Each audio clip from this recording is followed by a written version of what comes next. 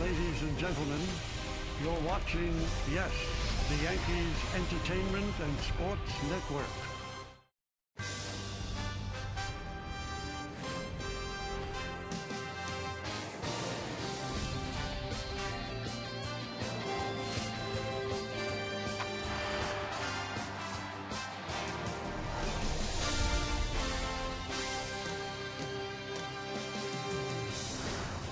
It's another beautiful day for baseball here in Florida, and many Yankee fans on hand on the backfield watching their team go through their paces before this afternoon's ball game. Yankees getting ready to meet the Tampa Bay Rays. You got to get programmed. The game won't start until he's out of programs. That's today. The Yes Network presents New York Yankees baseball. It's the Tampa Bay Rays and the New York Yankees in exhibition game action from Steinbrenner Field here in Tampa, Florida. Hi, everybody. Ken Singleton along with David Cohn this afternoon. And, David, the Yankees getting ready, marching a little closer towards opening day.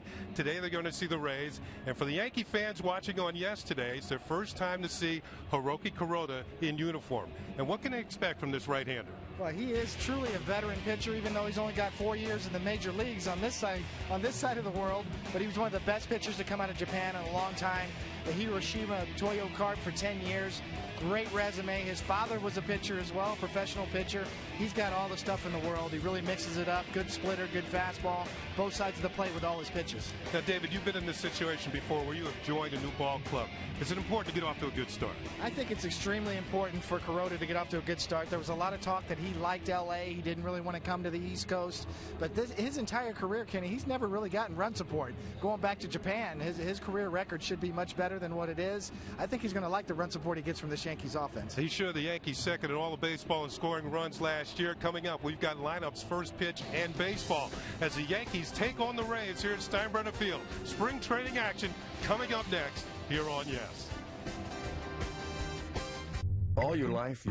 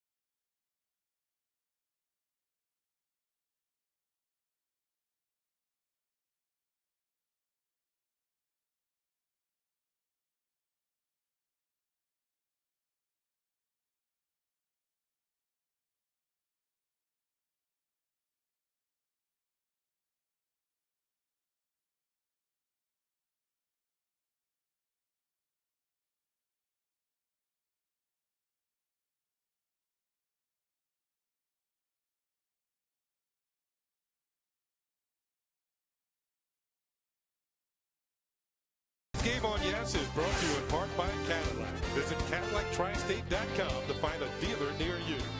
And by 5 Hour Energy, when you gotta get stuff done.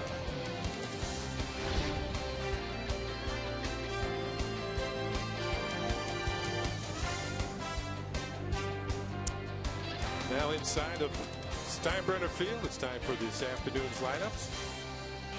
The Rays starting lineup.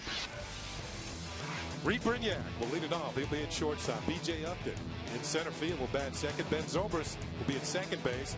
In the cleanup spot will be Matt Joyce. He'll be in right field. Jeff Keppinger will be at first. Stephen Voigt will be at first, be the designated hitter. Jose Molina, former Yankee, will be doing the catching. Jesus Feliciano in left field, and Elliot Johnson will bat ninth. He will be at third base. Well, the Rays have made the trip. A 5.75, and they'll be facing Hiroki Kuroda. Those are his numbers from last year. That was a career high, or career low rather, 3.07 ERA. You could see, we talked about it, Kenny, in our opening about his run support. 13-16 record with a 3.07 ERA just does not compute. Innings 200, 196 hits, only 49 walks. That shows you he's got command of all his pitches. Let's check out the Yankees defense, brought to you by the Home Depot. In the outfield from left to right, it's going to be Gardner, Granderson, and Jones. In the infield, Chavez, Jeter, Cano, Swisher. Nick Swisher at first base today. And Russell Martin doing the catching for Hiroki Kuroda. Well, we got another good crowd on hand. A lot of visitors to this area during the course of spring training. Spring break will be on its way in a few weeks here. So you have a lot of youngsters, college kids coming down. They're all youngsters as well, son David. Here's the first pitch of the game. Time for baseball. And the first pitch is in there to Brignac for a call strike. Brignac last year had an off season. Hit just 193. Home run, 15 runs batted in. Actually got sent down to the minor leagues for a while. Next pitch is fouled off, and quickly Kuroda jumps ahead. No balls and 2 strikes. Here is manager Joe Madden, the reigning manager of the year in the American League. He's had the Rays in the playoffs 3 of the last 4 years, including last year, in which they had to claw their way into the playoffs in the final game of the season against the Yankees. Pitch is swung on it, missed, strike 3. So Brignac is out of there. Let's check out the game time weather conditions, brought to you by Toyota. It's a beautiful day, as we mentioned, here in Tampa Bay. 79 degrees. Sunny and breezy. Sunny in the Bronx, 53. I'd take 53 on opening day, wouldn't you, David? I was just thinking the same thing. Many a days where it's a lot colder than that. Here's B.J. Upton, and the center fielder takes a pitch outside from Kuroda. Was that a splitter that struck out Brignac? It was. That's kind of his out pitch. Kuroda's got an excellent splitter that he uses down and out of the zone to get the swing and miss. It's a good slider, and it swung on and missed. Even the count at a ball and a strike. Throws just about a little bit of everything, doesn't he, Dave? He really does. He's got great presence on the mound, and he'll throw all of his off-speed pitches to both sides of the plate. That pitch is outside, ball 2. Kuroda last year 9th in the National League, an earned run average 3.07. 6'1", 190 pounds, from Osaka, Japan. Pitch, a little looper, broken back, right to Jeter. That's out number 2. So 2 up and 2 down. Soft line drive to the Yankee captain.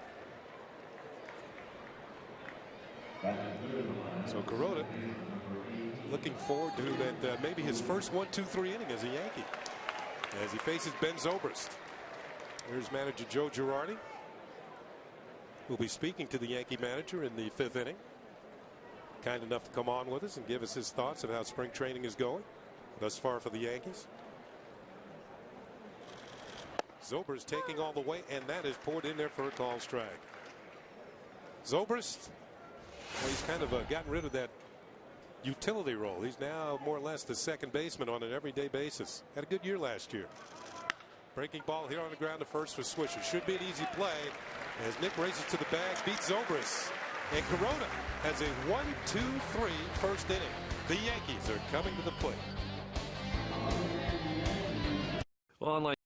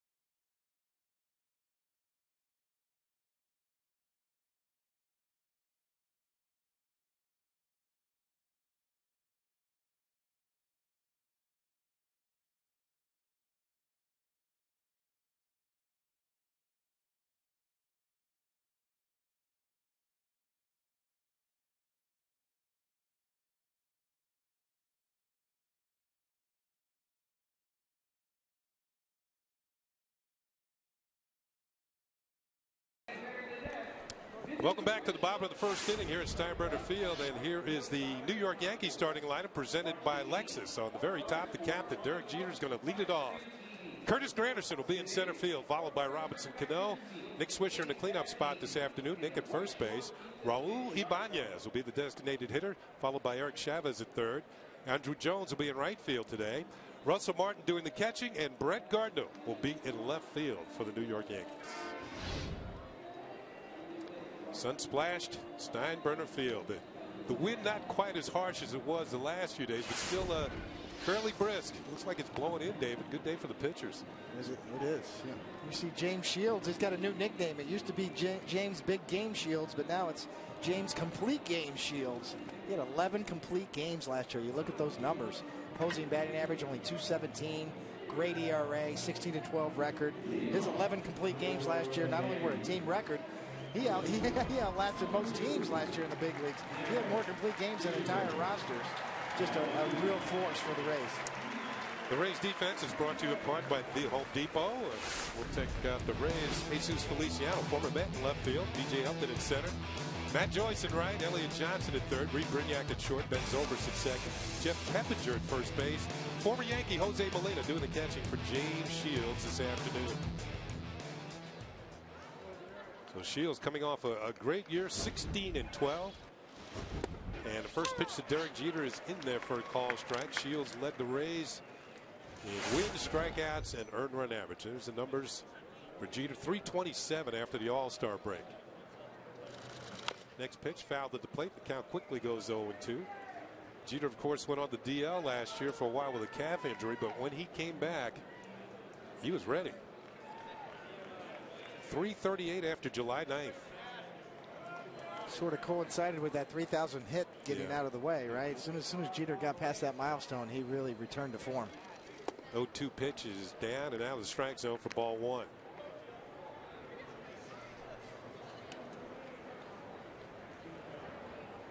Granderson and Cano will follow. Swung on in, missed, strike three. And James Shields, a strikeout pitcher, picks up his first strikeout of the afternoon. You see, James Shields has always had one of the best changeups in the big leagues, and you can see Jeter reads fastball the whole way. It looks like it's an inner half fastball and just dives down and in at the last minute, almost like a dead fish. It's sort of some pitchers that you mentioned. Shields has a good one. We've heard the stories about Michael Pineda working on his changeup. Pitch to Granderson just outside for a ball. Curtis coming off that tremendous season. 41 home runs and 119 runs batted in, 136 runs. Those last two numbers, league leading. Pitch is in there for a call strike, and it's 1-1.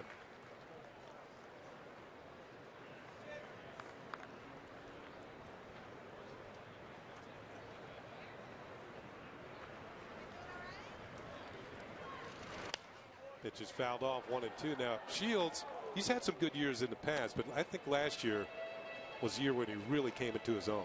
Yeah, he really broke through. You know, he made the All-Star team last year in 2011, the first time he's made that All-Star team.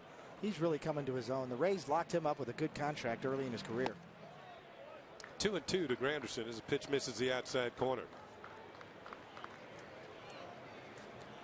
There's the numbers on Shields in 5 complete games from 2006 to 2010. Last year he had 11. Full count now on Granderson as another pitch misses down and away. Well, it's really hard to quantify that value too, Kenny. In today's game, you know, as we said, not too many pitchers throw complete games, and this guy had 11 of them. The pressure he takes off the bullpen, the residual effect on the next day starter, just really valuable. 3-2 pitch, and it's fouled at the plate. The count holds at 3 balls and 2 strikes on Granderson. It looked like another changeup. That's when you have confidence in that pitch. That says something that the Yankees would like to see Pineda develop. Confidence in his changeup. Once again, the payoff pitch, and this one's fouled off. That time it was the heater fastball. The count remains full at 3-2.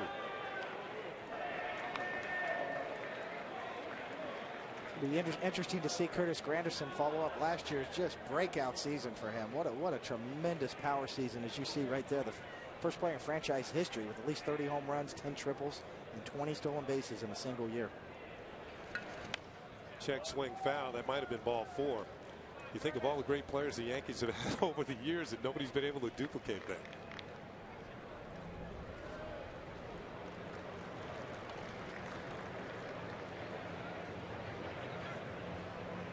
Quite a battle here. 3-2 pitch again, and it's hit on the ground hard to first. Voigt comes up, Keppinger comes up with it, steps on the bag for out number 2.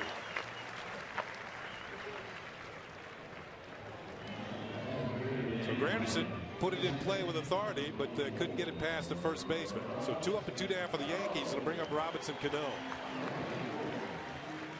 Now, a few years ago, when Robinson Cano came up, I don't know if you remember this, but he used to bat 9th in the Yankee order. Last year, towards the end, Joe Girardi moved him to the 3rd spot. And I can recall it was Jimmy Leland, the manager of the Tigers, used to call the Yankees Murderer's Row and Cano. Well, now it's Cano and Murderer's Row. First pitch is in there for a called strike. As Robbie is going to be installed in the 3rd spot. You can see what he's done the last few years. Last year, career high, 118 runs batted in. One of the best hitters in the league. Count as no balls and a strike. And he's been durable, too. He's only missed 6 games in the last 3 seasons. We've seen his power numbers go up with that graphic, too. Year in and year out, he's really been able to turn on the inside fastball. Pitch is fouled back, and he's in the hole. No balls and 2 strikes. Earlier in his career, pitchers used to try to pound him in. You see his rankings among Major League Baseball's second baseman. I mean, he's clearly, if not the best second baseman in the game, right at the top of the list. Just consistency across the board, and the power numbers keep getting better and better. The 0-2 pitch is inside for a ball. Now, traditionally, your best hitter is the number 3 hitter. And he's the guy you want to stack in front of the big power guys that get him some pitches to hit. He's capable of hitting for power, scoring runs, setting up innings, and hitting for batting average. And that kind of personifies Robinson Cano. 1-2 pitch from Shields. And that one just missed. You saw Jose Molina behind the plate trying to steal a strike for his pitcher, and he's one of the best in the game at doing that. Well, this is how you frame a pitch. As you see his glove set up off the corner on the inside, you can see how quiet that glove is when it receives it, and just a little gentle tug back towards the inside corner. And a lot of times Jose Molina will get that call. Call strike 3. He gets that one. And James Shields has a 1-2-3 inning against the Yankees. Picks up a couple of strikeouts. We played 1 here at Steinbrenner Field. There is no score between the Yankees and the Rays.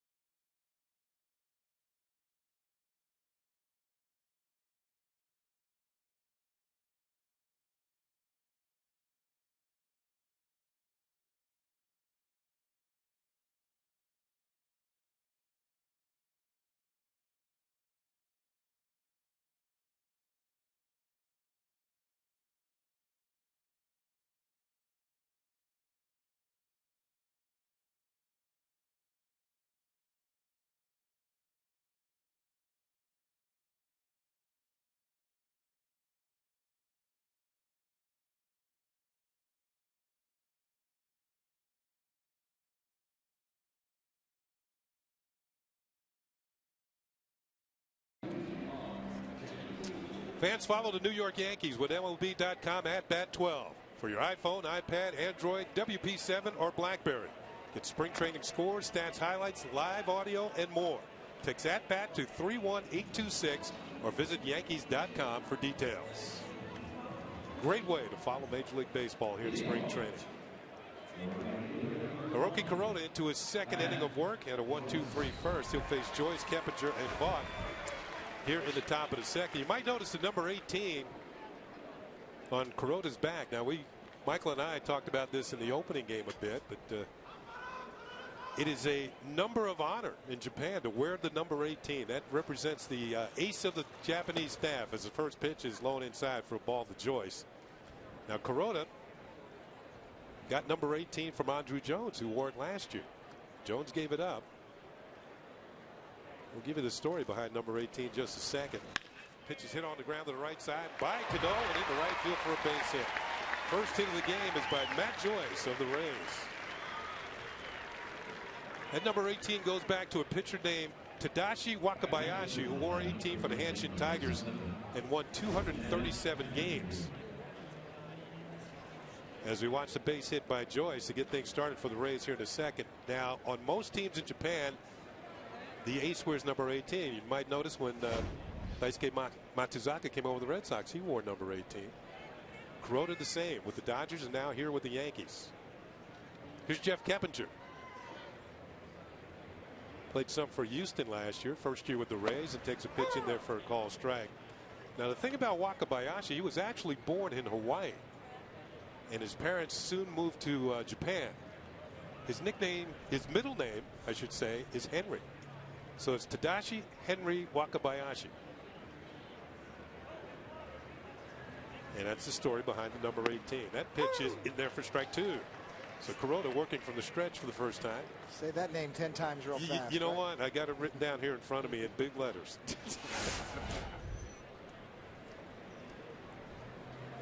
Keppinger last year with the Houston Astros. Versatile player. Runners on the move. The pitch is hit on the ground to short. Jeter on the backhand. Jumps in the air. The long throw to first. Swishes, stretches, but comes off the bag. And that might be an infield single for Keppinger. I believe it will be. So back-to-back hits for the Rays here. You can see Jeter kind of shaking his head. He just couldn't quite get anything on that throw because he couldn't get the handle on it. Ball kind of rode up on the heel of the glove. Never really got a good feel for the ball to be able to get some mustard on it over to first. So 2 on, nobody out here to second. The Rays are threatening. As Kuroda will now face the designated hitter, Steve Vaught, who had a great year last year. In fact, he was the Rays minor league player of the year.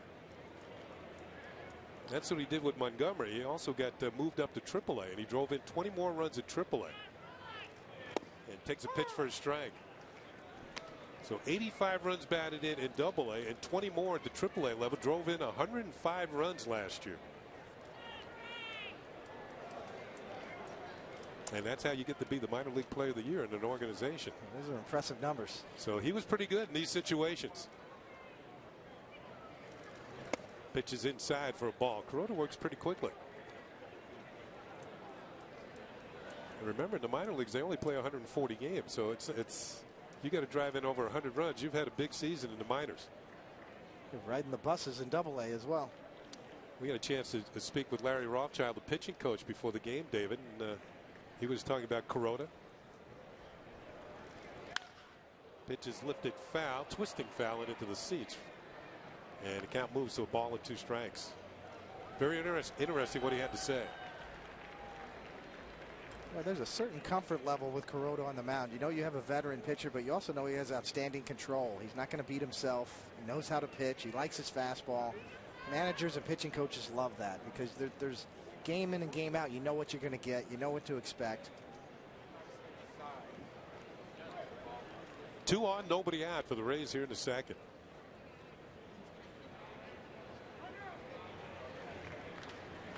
Joe Madden, you saw him start Joyce on the hit and run. Madden's the type of manager. His team led the American League in stolen bases last year with 155. They do all kinds of things on the bases.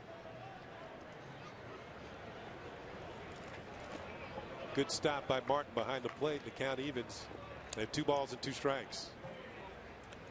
You know, obviously Russell Martin is, as you see the graphic there from the Rays, 11 straight wins.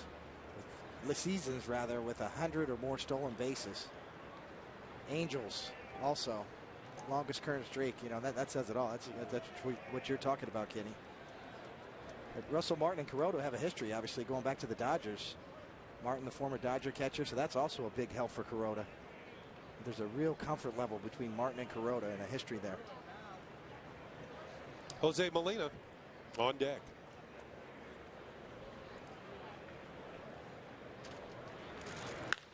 Ball is lined over first. It's going to be in there for an extra base hit. Joyce is going to score. Kempage is the third. He's being waved home. Vaught's on his way to third, and the Rays are going to jump out to a 2-0 lead. So Vaught, who drove in 105 runs last year in the minor leagues, drives in 2 here to put the Rays out in front. I'll tell you what, he's got a nice swing. Holds the bat straight up and down, really generates a lot of power, you can see. And he's on that curveball from Kuroda that got too much of the plate. Take a stand-up triple with 2 RBIs here at George Steinbrenner Field. That was worth the bus ride up here from Port Charlotte. Well, the Rays jump out in front. It brings up former Yankee Jose Molina. Runner on third, nobody out. The Yankees keep the infield back. Molina's a contact type hitter. Swings and misses, strike 1.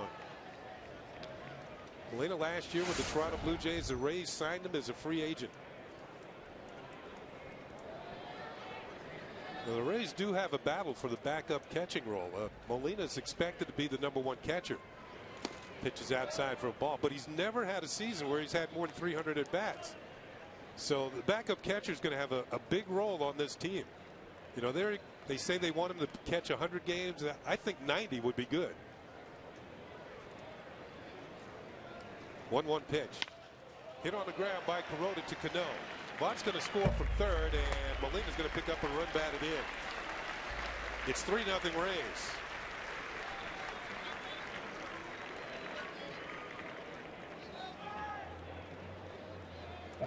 So 1 out, and now the bases are empty.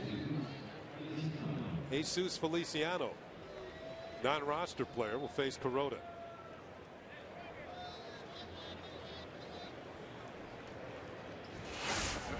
Rays 3 runs on 3 hits here in the second. Hit on the ground to Cano, and he gloves it, throws it, and that's out number 2. Feliciano not wasting any time. He jumped on the first pitch.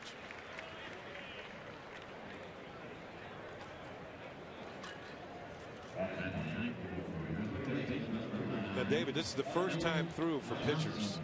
What are you looking for? I mean, you've been through this many times. You're not looking to be lights out and throw every pitch for a strike, but what are you looking for? Yeah, you know, the one thing that you're not worried about is giving up 3 runs in an inning here. You're just trying to get your work in. You're looking at mechanics. You see the velocity there, 89 miles an hour. Kuroda at one point in his Japanese career was up in the mid-90s, but he's in the low 90s now with his velocity. Curveball is in for strike 2. You want to see all your pitches like that. You want to mix in your entire repertoire as you get through your second inning here. And you know what? It's a lot easier to forget about a three-run inning here at spring training. Pitch is fouled back. And it appeared to me that Russell Martin wanted that pitch in the dirt, and Kuroda didn't get it there. He kind of way ahead on the count 0-2. He wanted to get Johnson to chase. I saw him hit the ground with his glove, and Kuroda didn't get so you're working on things like that. Right, exactly. You know, his splitter is probably his out pitch down. You see, he gets it up to 93 miles an hour there, Kuroda, on a 1-2 fastball. But the one pitch that hurt him off the triple was kind of a backdoor curveball that he left over the middle of the plate. Swing and a miss, strike 3 on the splitter. And Kuroda gets after him, but he gives up 3 runs on 3 hits, and the Rays have taken the lead after 1.5.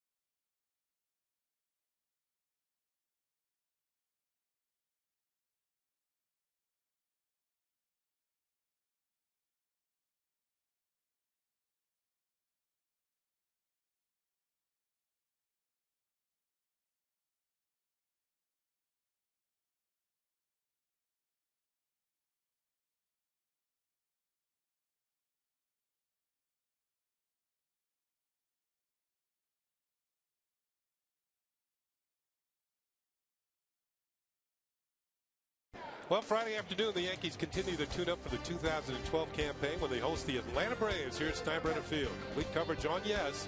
Starts at 1 as David and I are back with all the action from Tampa. It's the Braves, the Yankees, and it all starts Friday at 1, only on Yes. Nick Swisher leading it off for the Yankees here in the second inning. Takes a pitch in there for a call strike.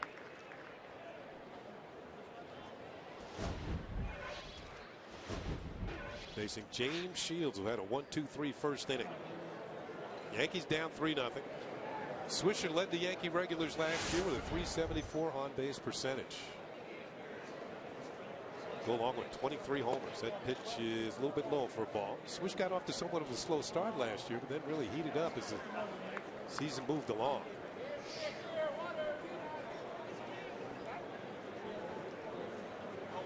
He's in great shape this year. In on the hands and popped up. The shortstop, Brignac, is there and makes the catch. And there's one down.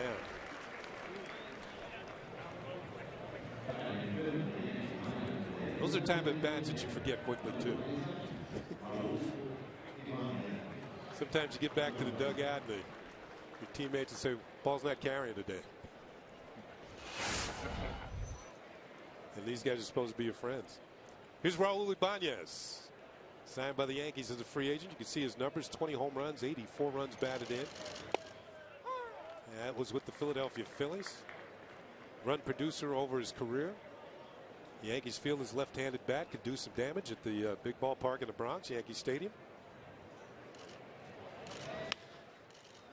Looked like a changeup, popped up into short left field, going back as a shortstop, Brignac, and he has another one. That's out number 2. Numbers on Ibanez, David, pretty impressive. Yeah, you realize what what a veteran he is. There's Alex Rodriguez, his teammate out in Seattle, and then spent some time in Kansas City and then Philadelphia, of course. 16 major league seasons, 20+ home runs in 7 of those seasons, and 100 RBIs in 4. Seems like he could be a perfect fit in that Yankee lineup against right-handed pitchers, especially at home at Yankee Stadium. And here's another late signee by general manager Brian Cashman. And this ball's hitting the air to center field. Going back is up, then wind's blowing in somewhat, and he has no problems running it down. The Yankees go in order once again here at the bottom of the second. 1-2-3 for James Shields. 3-0 Rays as we head to the third.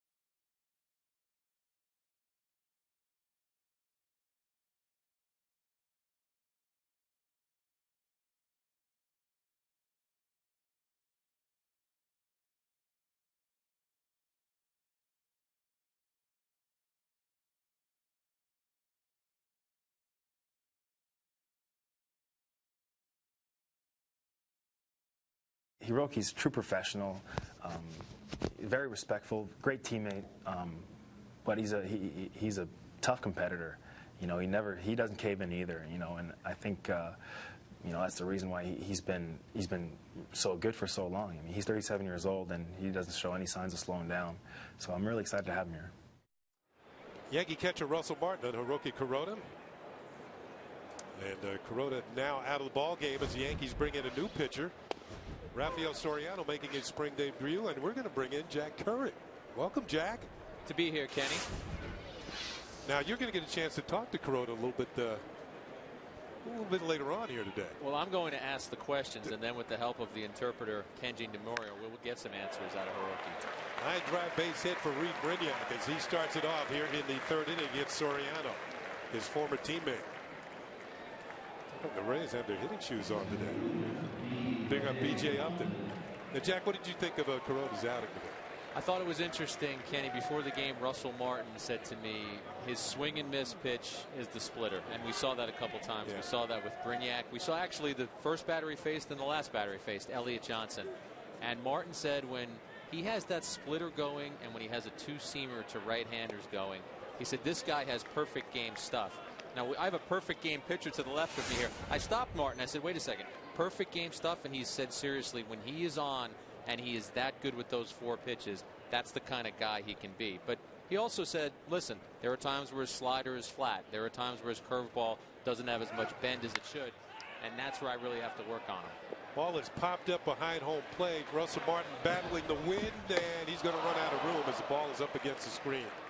Looked like he had a beat on it, but once the wind got a hold of it, it drifted back to the screen, and it's just going to be a strike on B.J. Upton. The count is 0-2. Now, some of the other news of the day, the Yankees get a chance to take on the Rays today. Joe Maddon's always entertaining. That's the one thing I like about him. There's that pop-up that Martin couldn't get to. And he had a lot to say before the game, Kenny. You're right. And some of the topics he was addressing are some of the topics that the Yankees have to address this spring. They have 6 starters, the Rays do, and they have to jettison one of those guys to the bullpen. Upton called out on strikes. Soriano catches him looking. 1 down. And though Madden wasn't handicapping it to the point of giving the exact names, it really does look like it's coming down to Neiman versus Davis. I mean, you want Hellickson in there, you want Moore in there, you want Shields in there, and you want Price in there. So it comes down to one of those guys. And we're not even mentioning a guy that they're going to have at AAA, Alex Cobb, who came up last season and pitched really well for them. So they are a team that is very rich with pitching, and he's going to have to make a decision at some point. Here's Ben Zobrist. Now on the Yankees side, they're dealing with the same thing. They absolutely are, and we've seen Phil Hughes, we've seen Freddie Garcia. We'll get another look at Freddie Garcia in the game that we televise on Friday. But I mean, when you look at the Rays choices, guys, I mean, you're talking about one guy who pitched over 180 innings last year and one guy who pitched over 130 who might be bounced out of the rotation to the bullpen, that being Davis and Neiman. So it's going to be a tough call for Madden. Well, I think in the early going here, they say that Davis is more capable of going to the bullpen. I think he's got the more power, more velocity. Maybe the guy who can come in and get that strikeout for you. But it still does surprise me that you're talking about a guy who had so much work as a starter and really was supposed to be a star for them and just hasn't reached that level. Has been a competent major league pitcher, but not a star. Let's go across the diamond to the Yankees. And you saw the game yesterday with the CC and CC Sabathia had to start, and then Phil Hughes followed him. What did you see there? Right, Kenny. It's funny with CC. You almost push him aside. You know CC's going to be ready. He'll be the starter on opening day. But with Hughes, I think what the Yankees liked is he came out and attacked. He hit 93 with his fastball. Did he give up a couple of hits? Yes, but I think you could see it in his demeanor and the way he was on the mound. This is a guy who was ready this spring training, as opposed to last year. We see that walk right now, where Joe Girardi talked about before the game. They didn't think that Hughes was ready. Came into camp, maybe didn't do the offseason and conditioning that he should have. And Hughes acknowledged that after throwing 176 plus innings the year before, he might have given himself a little too much time off in the offseason. Well, this year he came in more than ready. His demeanor, as you mentioned, and the fact that the way he looks, his appearance, his physical appearance looks a lot stronger this year. Right, Kenny. He worked out 5 days a week at one of those athletic performance facilities in California, and it's noticeable. And he talked about how he started throwing earlier. He had side sessions earlier, and just is taking his career a lot more seriously, and that's something that he admits. Matt Joyce takes a pitch for a call strike. Now, did he do as much running as you do, Jack? David, this man, he's like training for the Olympics here. I've run 2 marathons. I don't think Phil Hughes needs to run a marathon. He needs to throw the ball 60 feet 6 inches. David, ever a marathon? Could you ever do a marathon? No. I mean, what was the old saying? Jesse Owens never won any baseball games. You can't run it up the home plate, that's for sure. I remember I want to say a couple spring trainings ago, Hideki Okajima showed up in spring training, and that was the first time the Red Sox knew. About 10 days earlier, he had run a marathon in Japan, and they looked at him and said, "What are you doing here? What's going on?" All kinds of different ways of getting yourself in shape. Pitch is fouled back to the screen by Matt Joyce. The Rays have 2 men on, 1 man out here in the third against Rafael Soriano. The Rays do lead it 3-0. Now, David mentioned earlier with Kuroda giving up 3 runs that's easily kind of forgiven and it's just over with. I think every pitcher who's established as Kuroda is, he wants to make sure his splitter look good. He wants to make sure that his secondary pitches or pitches he can get over. He wants consistency in his delivery. CC Sabathia, Kuroda, those aren't guys that Larry Rothschild is going to be studying their statistics this spring training. He just wants to make sure they get to a place where they feel comfortable. CC said that exact thing yesterday. He said, I want to be able to repeat my delivery, and I want to know that I have fastball command and I can get my other pitches over for strikes. Just a little bit low, and it's a ball and 2 strikes on Joyce. Now let's go back 2 days ago, and you saw Michael Pineda pitch against the Phillies. What did you like about him that day? I know he pitched 2 innings against a pretty good ball club, the Phillies. 2 innings, Kenny, and I think the things that the Yankees have been hammering home to him since they got him, changeup. He must be hearing that word in his sleep because he's got the great fastball slider combo. But much like they did last year with Nova when it was fastball curveball, and they kept telling him you have to have that third pitch, and he incorporated. He holds it like a cutter, but it acts like a slider. They've said the same thing to Pineda. You have to develop this changeup. So what I thought was impressive the other day is he threw 30 pitches. 5 of them were changeups. He threw a changeup to Jimmy Rollins. He struck out Victorino on a changeup.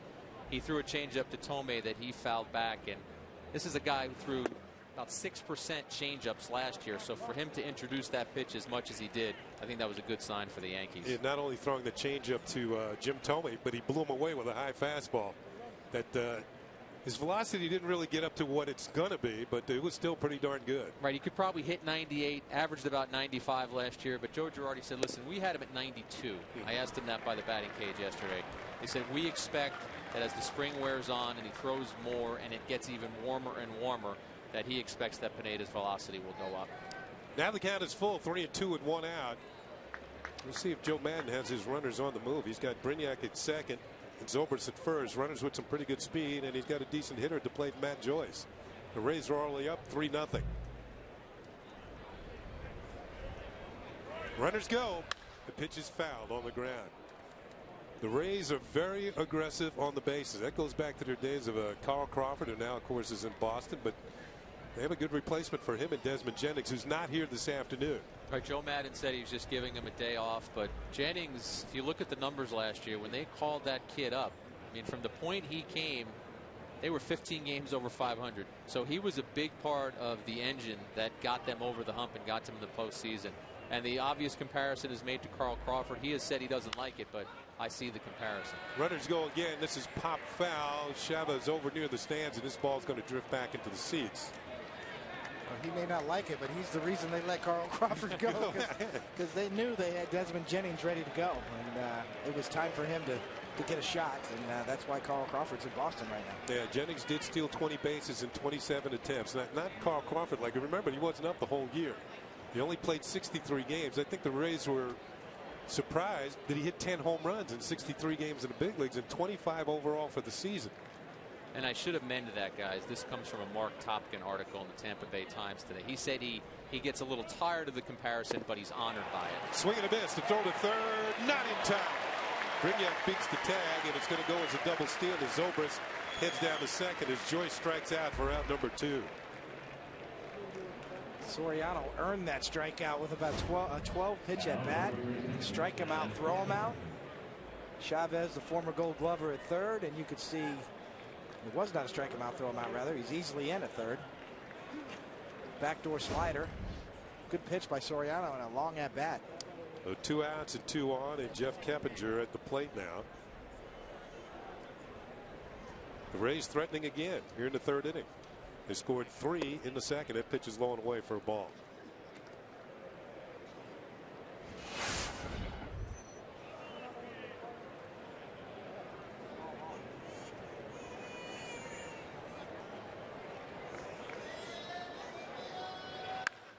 Pitch hit on the ground to Cano, and to his left, stumbles, recovers, throws, and gets his man. And the Rays are held off the scoreboard. Jack will be back with us in the bottom half of the inning as the Rays threaten but do not score in the top of the third. At the end of 2.5 at Steinbrenner Field. The Rays lead the Yankees. Nice play by Cano.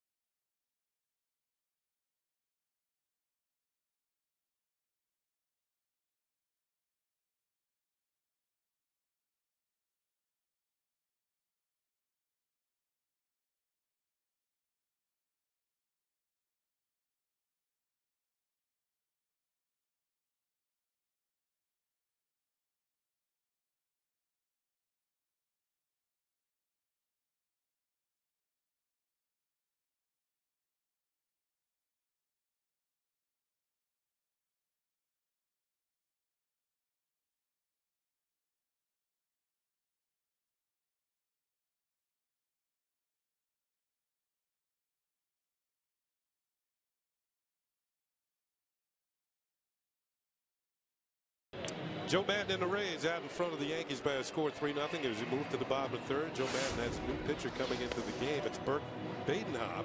As we look at the 2011 American League standings, the Rays winning the wild card on the last day, 1 game ahead of the Boston Red Sox and the Toronto Blue Jays finishing at 500, and then the Baltimore Orioles 69 and 93, 28 games behind the Yankees in the East Division. Very competitive division. We all know that. And I have a question for both David and Jack here. During spring training, now the Orioles moved over to the west coast of Florida 3 years ago. They're now down in Sarasota. All 5 of the teams in the Eastern Division on the west coast, and they play each other during spring training. Is that a good thing or is that a bad thing? I'll let the pitcher go first. I do not like it. You know, I would not. Obviously, being a former pitcher, you didn't want to face the guys who are going to be in your division that much during spring training. So, obviously, you're going to pitch them a little differently in these spring training games than you would during the regular season. Maybe hold back some of your weapons, but it can be problematic in my mind. I think, Kenny, I totally agree with David. And you look at the Yankees and the Rays who opened the season against each other. They only played twice in spring training, and I wonder if the schedule makers on both sides did that with that in mind. They'll meet each other again on March 21st, but you're right. Everyone's going to see what you have to offer. Andrew Jones swinging at the first pitch from Burt Badenhop, and he grounds out to Reed Brignac at short, 1 down. Now here are the series between the Yankees and the Rays this year. As Jack mentioned, they opened up April 6th at the Tropicana Field. May through 10th at the Yankee Stadium. Same thing June 5th through 7th. July 2nd through the 4th. Holiday. The Yankees will spend July 4th down at the Tropicana Field. Then in September, a couple of series. Pitch outside, ball 1 to Russell Martin. Maybe that's why the Yankees opened up 3 straight games against the Philadelphia Phillies down here in spring training this year. I think the Yankees only play the Orioles twice, and they're even closer. They're in Sarasota. Pitches 1 ball and no strikes to Russell Martin. Right. I mean, it's all about strategy, Kenny. I mean, not even just the schedule, but Joe Madden was asked a question before the game about Teixeira and the shift and the fact that the Rays are one of those teams that plays the shift against him. And he said, listen, if he decides that bunting is going to be part of his game, we'll have a counter strategy to that. He said, we'll have a tactic to prevent him possibly from doing that to us often. So all of these things, this is a long season, and these two managers are going to go head-to-head 18 times during the regular season. I don't think you want to show anyone too much in spring training. Pitches line towards center field. The Yankees have their first hit of the game, a line single off the bat of Russell Martin. Now, I can recall a few years ago The Yankees used that first and third double steal play, and early in the season they used it to perfection against the Boston Red Sox in Boston. They had the ingredients were there. Jeter was at first and Gardner was at third. So they had two of their fastest guys on, and they stole a run with 2 outs against the Red Sox. And those are things you like to practice in spring training, but not against teams from your own division. So Martin's at first, and speaking of Gardner, he's at the plate right now. Gardner, we mentioned his speed, 49 stolen bases, tied for the American League lead with Coco Crisp of the Oakland A's.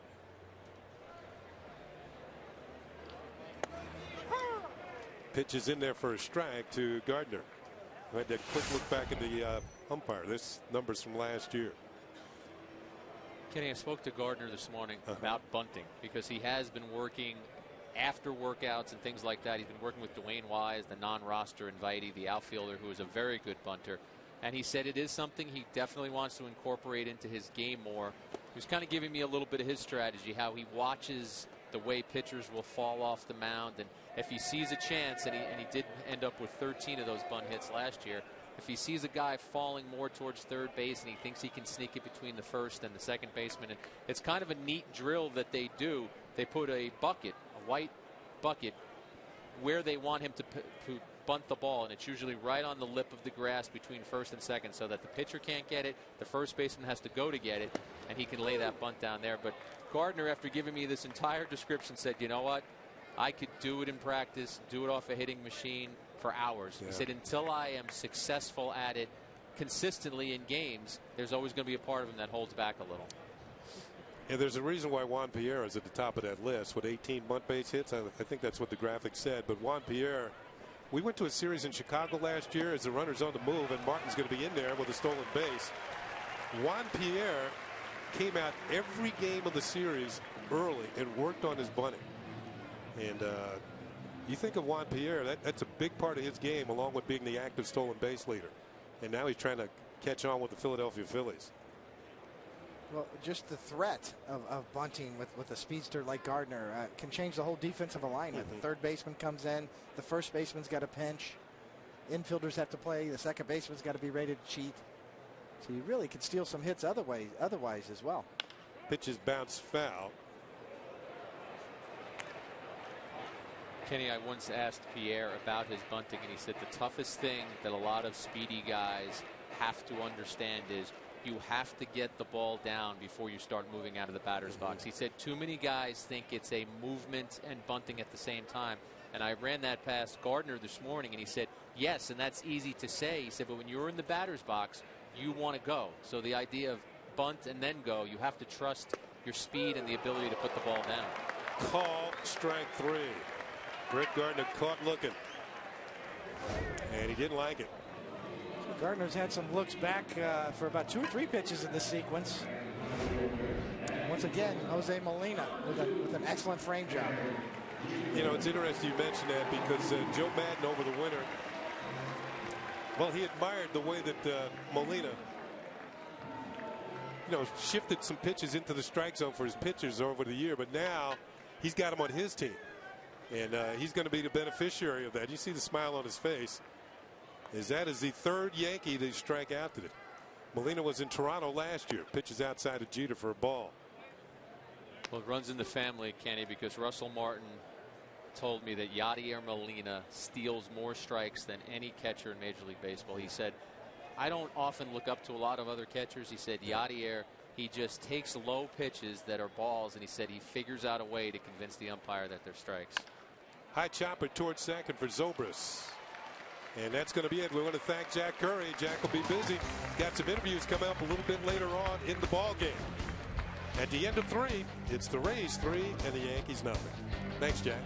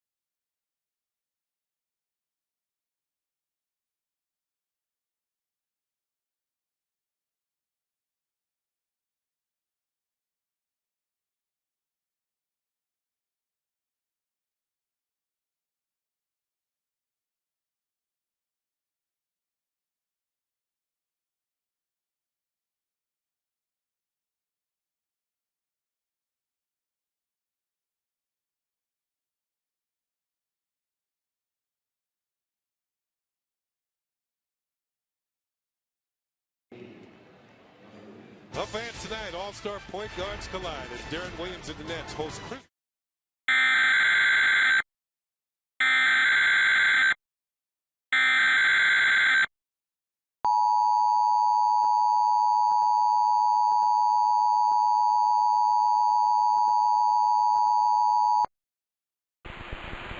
This is a test of the New York City Emergency Alert System. This is only a test.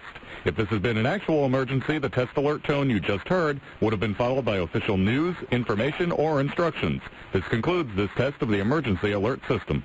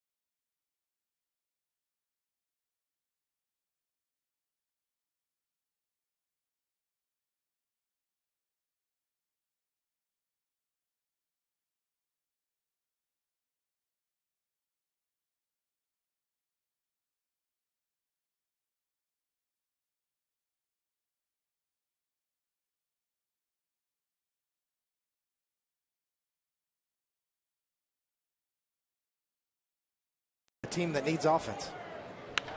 Swing at the first pitch and a high fly ball lifted to center field for Curtis Granderson, drifting in as the wind catches a hold of it, and there is one out. Don't want to leave out Jose Lobaton. He is also in the mix for the backup catching job. So one out, one on for Corey Wade. Will bring up Jesus Feliciano, the left fielder.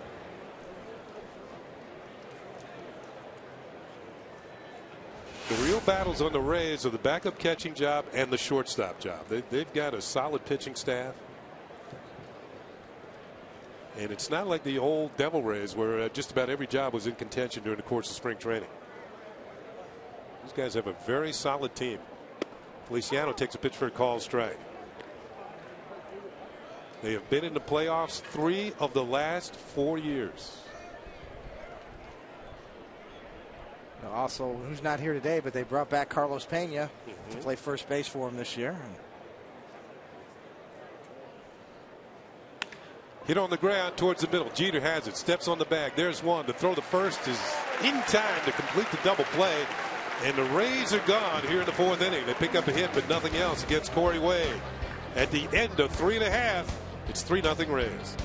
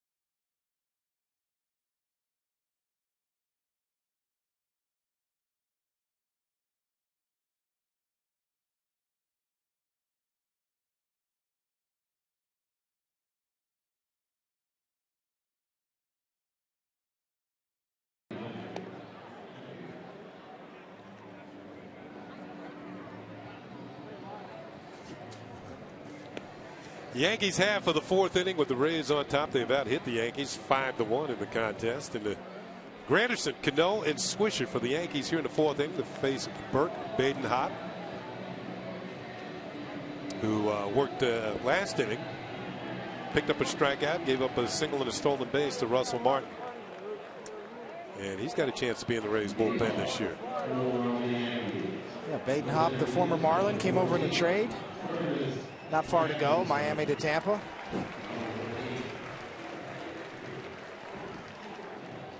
Here's the Yankees world traveler, Curtis Granderson. This past winter, he put Taiwan on his list of countries that he's visited in the offseason.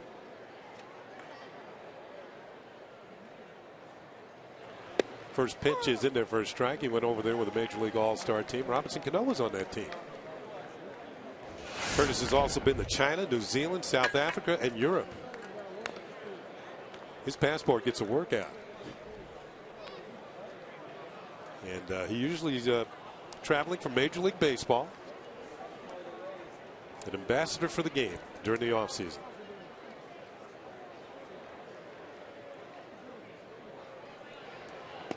Pitch is low for a ball, and it's a ball and 2 strikes. Yeah, former Tigers first base coach and former Pirate Andy Van Slyke said that Granderson was one of the best guys he'd ever been around. Professional, work ethic, off the field, role model. Swing and a miss, and he is struck out. 1 down. Looked like a breaking ball down and in. Well, Major League Baseball is not going to send just anybody over there to represent MLB in all of these foreign countries. Baden-Hopp picks up his 2nd strikeout. That'll bring up Robinson Cano, who's a strikeout victim against James Shields in the 1st inning. You were singing the praises of Cano his first time up. He was 2nd in the league in extra base hits. You were talking about his power numbers. And he fouls this one off down the left field line. Had 81 extra base hits. Only Jacoby Ellsbury of the Red Sox had more, had 83. You know, Cano continues to be extremely aggressive at the plate. He's not looking for a walk. He swings a lot of the times early in the count, but it still comes down to getting good balls to hit for Cano. Hit hard on the ground towards 3rd. Elliott Johnson across the diamond, and there are 2 down for the Yankees here in the 4th.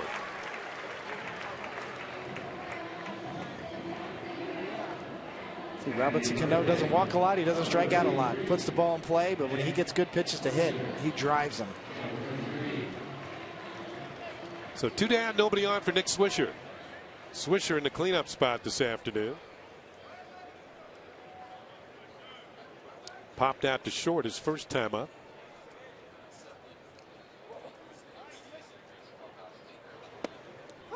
Good curveball in there for a strike. I mentioned Swish in great condition this year. Lean, mean hitting machine.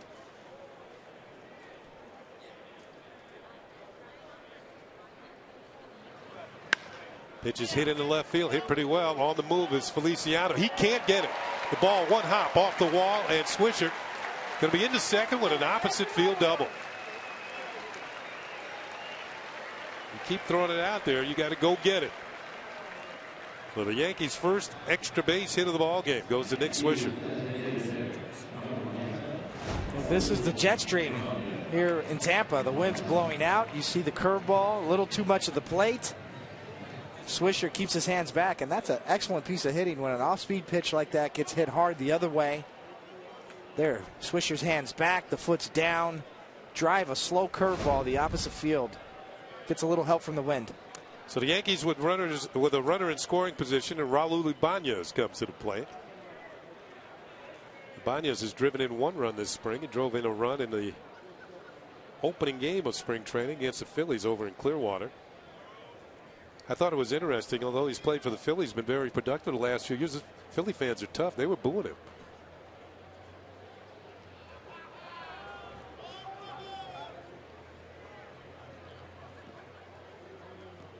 Wasn't quite the welcome that you might want to hear. You know, he drove in 100 runs for them a couple of years ago. Yeah. Drove in 84 runs last year. Pitch to Ibanez is in the dirt, breaks away from Molina, but not far enough for Swisher to advance.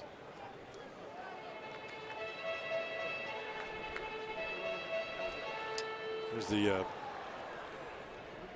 newly minted. Nick Swisher. We got Joe Girardi. He'll be coming on next inning to speak with us. You want to stay tuned for that. Get Joe's thoughts about what's going on with his ball club in the early days of spring training. Ball hit on the ground towards second for Zobrist. Nice Sunday hop. And he'll throw out Ibanez, and that's it for the Yankees here in the fourth. They leave a runner at the end of 4. It's still 3-0 Rays.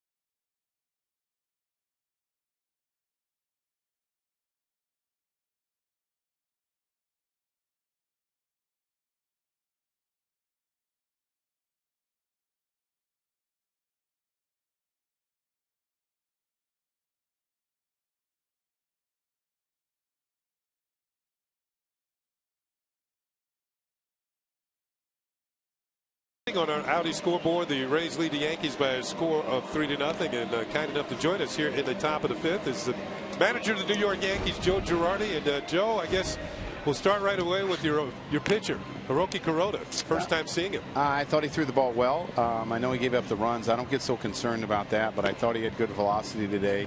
Thought he made some really good pitches with his split. I thought that had some great action. A little bit like the guy I used to catch that's sitting next to you up there. And he used his cutter. He made a mistake with his backdoor cutter today, but I mean, it's early, so I was pleased. You thought the velocity was good too? Yes, I did. So he looked like he was very comfortable out there. Yeah, Joe, I think there's probably a good comfort level for you knowing what you're going to get with this guy. A veteran guy, throws strikes, he's got great command of all of his pitches. That's got to make you feel good that you got a guy like that in your rotation that you know start in and start out. You can expect what you're going to get each night. Yeah, and you know that he's not going to beat himself, and he's going to hold the runners for you, and he's going to do everything he can to win a game. So, yeah, I mean, you know what his stuff he's going to bring every night, and you're not going to have your A stuff every start, but he's going to have good stuff, and he's going to compete. Now, how about the advantage of Russell Martin knowing him right off the bat? Does that help you? Well, I think so. I think that's good for Hiroki. You know, coming to a new league, basically, and he's had some interleague play, but having to learn all the hitters, he knows his catcher, and he knows what his catcher does. And I think that relationship is always important, and it had to make him feel somewhat comfortable throwing to a guy that he's thrown to plenty of times. Now, Joe, with Boone Logan in the game last year, he was more or less the only lefty out of the bullpen. How about the other candidates this year, maybe from the left side that could help him out? We have some guys that have some experience. Actually, we're going to see, I think Cabral is a guy that we rule 5. Rapata is a guy that we've seen plenty of. He's a little different type of left-hander. He's not going to overpower you, but he's going to drop down, and he's going to have that sweeping slider. And you know, we like what he brings to the table. So we have some lefties that have some experience that are going to give us some options if we decide to go with 2 left-handers. Now, Joe, Jack Curry was up here earlier. Jack, David, and I tossed around the thought about all the Easterners. A bunt laid down towards Chavez. He gloves it, bobbles it, throws, and it's not in time. It's going to be a base hit for Brignac. Looked like he had trouble getting it out of his glove. Yeah, that one little bobble cost him an out there. But he was there in plenty of time. And when you watch Chavez, he's tremendous at reading that play. And he gets a long ways in there. and he covers a lot of ground. So it's just a matter of not getting it out of his glove. We were talking about the fact that the Orioles are now over in Sarasota on the west coast of Florida, and now you have all teams in the division on the west coast. And is it an advantage or a disadvantage playing these teams so many times during the course of spring training? You know, I'd prefer not to do it because there's some things that you would like to hide if possible. You know, it might help you win an extra game or two early on in the year if they haven't seen someone. You know, and as we know, one game in our division is a lot. Yeah. A lot of times it means the trip to the playoffs or not. So, I mean, you'd like to be able to hide some things. The good thing about having American League teams down here, plenty of American League teams, is you can DH those last 2 weeks and try to stay consistent, because once we get around March 15th, March 17th, a lot of National League clubs want their pitchers to hit, so your pitchers have to hit, and I'm not real fond of that. But I wish there were American League teams, more American League teams outside our division down here. Well, you mentioned the one game. Ask the Rays how important one game is. All you have to do is go back to the final day of the season last year. And Joe, I remember a game. I remember if it was last year or maybe the year before, where you used the first and third double steal against the Red Sox at Fenway Park, and Gardner stole home. And those are the things you can't work on in spring training if you're playing those teams. Well, yeah, but the one thing with scouts today, and you know, I think we're on 16 times just on Yes this year. It's pretty hard to hide a whole lot. I'm more concerned about hitters seeing pitchers, and our guys seeing their pitchers. I prefer that, but like a Hiroki Kuroda, I mean, a lot of these guys have probably never faced him and don't have an idea what he's going to throw. And you know, they had 4 guys here that are going to be in their everyday lineup. They saw him one time, which is not a bunch, but you'd prefer they didn't see him. Now, I think about the managers in this division, too. And all you have to do is look across the diamond, Joe, and you got Joe Maddon today. The managers, and when you look across, what do you see from Joe Maddon's Rays? They're going to do a lot of the unexpected. They're going to be aggressive on the base paths. You know, Joe Maddon was under Mike Scioscia for a while over there and has a tremendous amount of experience managing and being a bench coach. And they play a lot like the Angels. They're going to do some small ball things because that's how their club is built. It has a lot of speed, and they're going to do some different things. So you have to be prepared. And the biggest thing is, you know, for pitchers is, A, keep them off base, but more important, stay in good counts. So that option of pitching out and all those things are always in your favor. Good fastball over the corner from Boone Logan, and B.J. Upton has struck out for the second time looking this afternoon. And this one, Joe, was 93 down and away at the knees. Perfect pitch. Yeah, when you can do that and you can execute it, it's awful hard for a hitter to hit. And sometimes, you know, people talk about all the off-speed stuff, but when you can locate a fastball with velocity and a little bit of movement, it's very tough to put a good swing on it. How about your everyday players? Are you happy the way they're coming along? I am. You know, we're going to move some guys around here a little bit. We got Swish playing first just in case it happens during the course of the year. And, you know, this first couple weeks, you're just trying to get them into playing shape and trying to make sure that they feel fresh and they don't hurt anything and they don't play a lot of times 2 days in a row. We'll start doing that a little bit next week, but I'm very pleased with the way they're doing so far. Switch hitting Ben Zobrist at the plate now with 2 outs and a man on. Zobrist is the type of player, Joe, that used to be a utility type player, and now he's kind of settled in at second base and become almost an all-star caliber player. Yeah, you wonder if he's going to be bored. You know, he's only going to put one glove in his bag every day. I mean, he would bring out a first base, a right field, third. I mean, he'd bring them all out. So this is a guy that is Joe Maddon's type of player, a guy that can play everywhere, and he uses him everywhere. Yeah, Joe, how do you see, I mean, is it going to be with your DH this year? Is it going to be sort of a straight platoon, or are you going to mix it up and give, you know, sort of A-Rod and Jeter and some of the veteran guys a chance at that spot, or do you see it more of a straight platoon? Well, no, I think you have to allow your other guys to DH some just to keep them fresh. You know, and it's not a full day off, but it's not as taxing as playing the field. So if you have that opportunity, you know, to give Alex DH day here and there, G to DH day, and, you know, even Robbie Cano, because he plays so much. If you can give him a DH day, I think it's going to help him protect. So I'm going to move it around. And the great thing about, you know, Raul is I can put him in the outfield if I want to DH a Swish or I want to DH a Granny. So I can do a lot of different things. I think our team's pretty versatile, you know, with having Chavez, a guy that can play third and first. I think our team is pretty versatile, and it should help out. Yeah, Derek had a career high 10 starts as a DH last year. Maybe that could increase this year. Yeah, I mean, I think guys like it because the big thing is they want to be in the lineup. You see a bat explode. Wow. Thank God it didn't hit anyone. You want to see the guys want to be in the lineup, and it just helps them because I watch how they move defensively more than anything, and making sure that they're moving well and their legs don't look heavy. And if we can give them a DH day, I'm going to do it. Now, Joe, the pitchers are moving along. The next starts are coming along. Ivan Nova's scheduled to pitch tomorrow against the Blue Jays. How many pitches increases the next time around through the rotation? You usually try to bump it up about 15 pitches. So, I mean, you could realistically see 3 at 50, 52, 53. That should be no problem for him. He was down here early and he's been throwing a lot. So, I mean, he's ready for that. But it's usually about an inning and 15 pitches. Okay.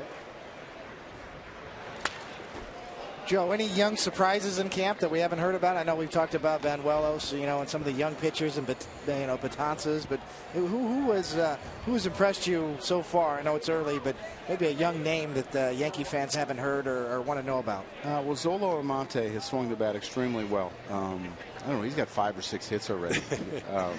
And he's a corner outfielder that is an above average runner, so we've been pleased with him. Speaking of running, the runner's on the move. Jeters has it, bobbles it, and all hands are going to be saved. That'll probably be error on the Yankee shortstop. So the inning will continue. I think Jeet just did that so I could finish my question. I looked at what Gary Sanchez did. I mean, thinking about being in big league camp, a young catcher at 19 years old, and the throw that he made yesterday was extremely impressive.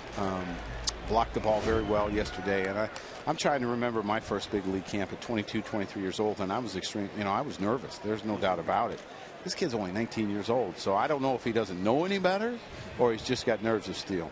Joe, we were all nervous in our first big league camps. Yeah. Mine was a lot long ago than yours, but I still remember that I was nervous. Yeah, I was a sophomore in college at 19 years old, and this kid's playing in big league camp already, so it just shows you how far along he is.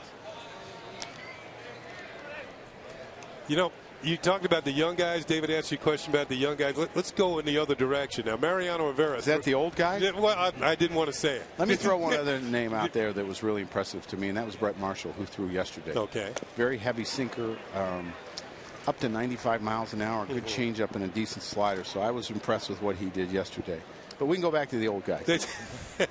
Now, Mo threw his first BP session the other day. Yes, and he's throwing another one tomorrow. So sometime after that, if everything goes okay, which everything has to this point, we are going to see him in a game. I think he's ahead of schedule. I don't know what that means, but it's good. Ground ball Cano, this should do it. And the Rays are going to leave a couple of men on. Joe, we want to thank you for stopping by. And good luck. Thanks, guys. And Cody, make sure you go see Maz.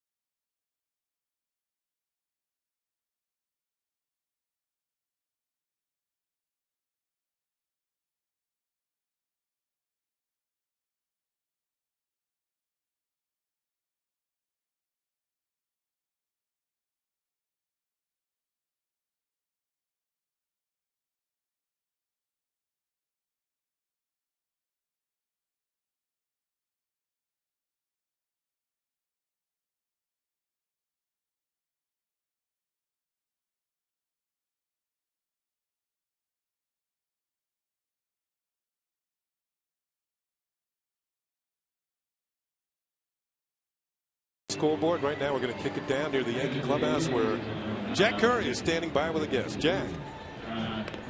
Thanks a lot, Kenny. I'm joined by Hiroki Kuroda and, of course, his translator, Kenji Nimura. Now, Hiroki, your first time in a Yankee uniform, what were your impressions of being out there on the mound? 今日初めてヤンキースのユニフォーム着て、マウンドに立ったんですけど、その心境を聞かせてもらえますか？そうですね、やっぱりちょっといつもと違う雰囲気もありましたし、まあ、ただ、気持ち的にはね、いつも通り入れたと思いますけどね。Although I had a different uniform on and I felt really excited, but going on the mound, it's a different, it's a same approach all the time, and I just wanted to get the outing going. A 1-2-3 first inning, 3 runs in the second, but it looked like your split finger fastball was really working well. What did you think of the way you pitched? 1回には三者凡退があって、それでスプリットが結構良かったと思うんですけど、黒さんの感じとしてはどうだったですか？そうですね、1回の状態はすごく良かったですし、低めに、しっかりボールが集まってたと思います。I felt really well in the first inning. I think I was able to look at the pitches really low, and I think everything was going well. The fact that Russell Martin is someone you've had a relationship with before and he has caught you, how will that help you in your year with the Yankees? ラッセル・マーティンはドジャースでもずっと一緒にやったんですけど、やっぱり彼の存在っていうのは黒さんにとってどんな感じですか？そうですね、やっぱり自分の、持ち味というかね、ピッチングを分かってくれてるキャッチャーがいるっていうのはすごく僕にとっては大きなことだと思いますけどね。It's a big help. He knows what kind of pitcher I am and also all my pitches, so I think it's a big help. Have you set any goals for yourself in 2012 with the Yankees? 2012年の黒さんのゴールというものはどういうものですか？僕自身の成績というよりもね、まずは本当にチームがワールドチャンピオンになるためにね、少しでもその一人として貢献できるようにしたいなと思ってます。Rather than talk about my personal records, my goal is to contribute as much as possible to this team and win the championship. That's a good answer. So Hiroki Kuroda allowing 3 runs in 2 innings, and didn't seem to be utterly concerned with giving up the 3 runs today, just getting his work in. Yeah, I mean, he made one bad pitch the entire day. A couple of infield hits that kind of set up first and second, and then a 2-run triple. 3rd run scored on a ground ball. So really, his stuff was good. His fastball was good. It was alive. He had good command. He just hung one curveball that kind of led to the 3 runs. But good splitter, swing and miss pitch. He's the total package. And I tell you another thing, he's going to like the run support he's going to get. Josh Luque comes on the pitch for the Rays. And he got to Eric Chavez, a ground out to second on a nice play by Ben Zobrist. Remember, we mentioned earlier, the Rays, a solid defensive team. Not only do they make the plays, they have good hands, but they have excellent range. And I think they last year they rated as the #1 defensive team in the American League. Certainly the most aggressive with their positioning, as you see right here. The second baseman's on the shortstop side of the bag, and Joe Madden, one of the most progressive defensive minds in the game, and defensive positioning more exotic with the Rays than anywhere else in the big leagues. Now he's employing the Andrew Jones shift. You mentioned a progressive manager. There was a story about Joe Madden last year on April the 15th. The Rays were playing Minnesota that night, but earlier in the day, Joe had a speaking engagement with the Chamber of Commerce in this area. I don't remember if it was Tampa or St. Petersburg. This ball's hit well in left field. On the move is Feliciano, still going back, reaches up and makes a nice running catch to rob Andrew Jones of an extra base hit. So Feliciano with the glove work in left field for out number 2. To get back to the story, we'll watch this again as Feliciano hauls it in on the run, reaching over his shoulder. During the course of his speech to the Chamber of Commerce, Joe Madden asked the people in attendance to make out the Rays lineup for the game that night against Minnesota. And they did. And the Rays won. They beat Minnesota 5-2. I think Matt Joyce drove in 4 runs. And Matt Joyce batted 3rd that night on the strength of the vote of the people in attendance. He had never batted 3rd all year until that night. Well, he batted 3rd the next night, too. So that's progressive thinking as far as the manager is concerned. That's going above and beyond and trying to get your stadium financing for the new stadium, right? Pitches back to the screen to Russell Martin. There's 2 balls and no strikes. 2 good plays by the Rays here. First by Zobrist and then by Feliciano. 1 at second base and 1 in left field. Russell Martin is 1 for 2. Here's Ben Zobrist. Well, there's no doubt that top to bottom, the Rays are such an excellent organization, well run. You know, they are challenged because their venue that they play in, as everybody's well known, is sort of outdated down in St. Petersburg. And they don't draw particularly well, except when the Yankees or Red Sox come to town. A lot of balls that hit off the catwalks in that dome, and a lot of complaints about that venue. But the Rays just do the best they can with what they have, make excellent decisions, and really are a model franchise for a lot of small market teams right now. The payroll barely touches $60 million, but they've been in the playoffs 3 of the last 4 years. They've drafted well, they've developed well. There's a former #1 draft pick, David Price, #1 overall. He'll be pitching tomorrow against the Tigers. As impressive as David Price is, I think young Matt Moore might be further along in terms of his repertoire early in his career. I mean, how impressive was he last year? And you've got 2 #1 draft choices that are both power left-handers, and the sky's the limit for both of them. Pitch to Martin, hit hard but gloved by the third baseman Johnson. So the Yankees hit the ball well all inning long, but come up empty. It's a 1-2-3 inning as the Yankees go in order. It's on to the 6th. The Yankees trail 3-0.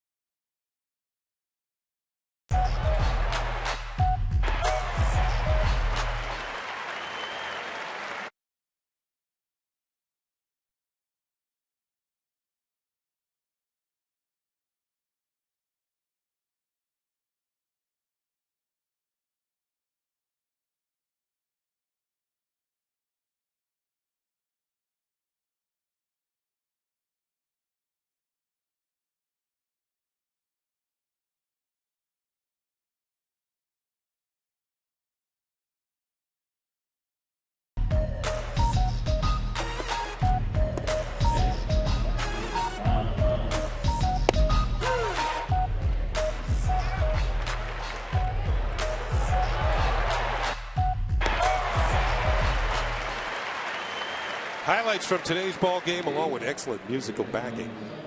And there's a backdrop of Steinbrenner Field. New pitcher is Adam Warren, one of the better young pitchers in the Yankees organization. And that's what he did last year at AAA Scranton Wilkes-Barre, less than a hit per inning. A lot of strikeouts. Opponents hit just .249 against. The Yankees are high on this young man. And that pitch was a little high, and it's ripped into center field for a base hit by Jeff Keppinger.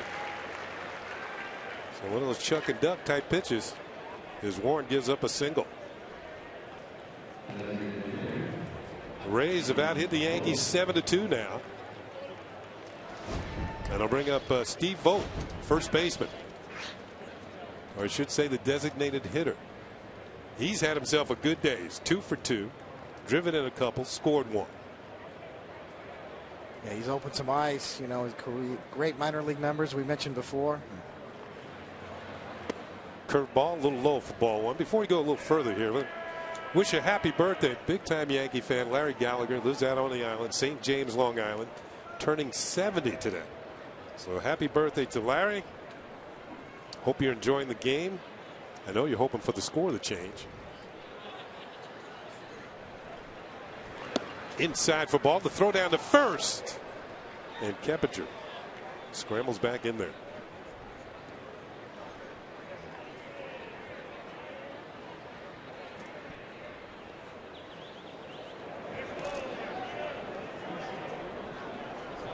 Yeah, David, I kind of agree with you with Vogt here. You're driving 105 runs. You're looking for promotion the next year. Pitch is fouled off. He generates a bat speed. You can just tell. I mean, the bat comes through the zone quickly. He's nice and relaxed at the plate. He holds the bat almost straight up and down, but nice and loose. Not quite Robinson Cano-like, but boy, he sets up nice in there. Holds the bat high over his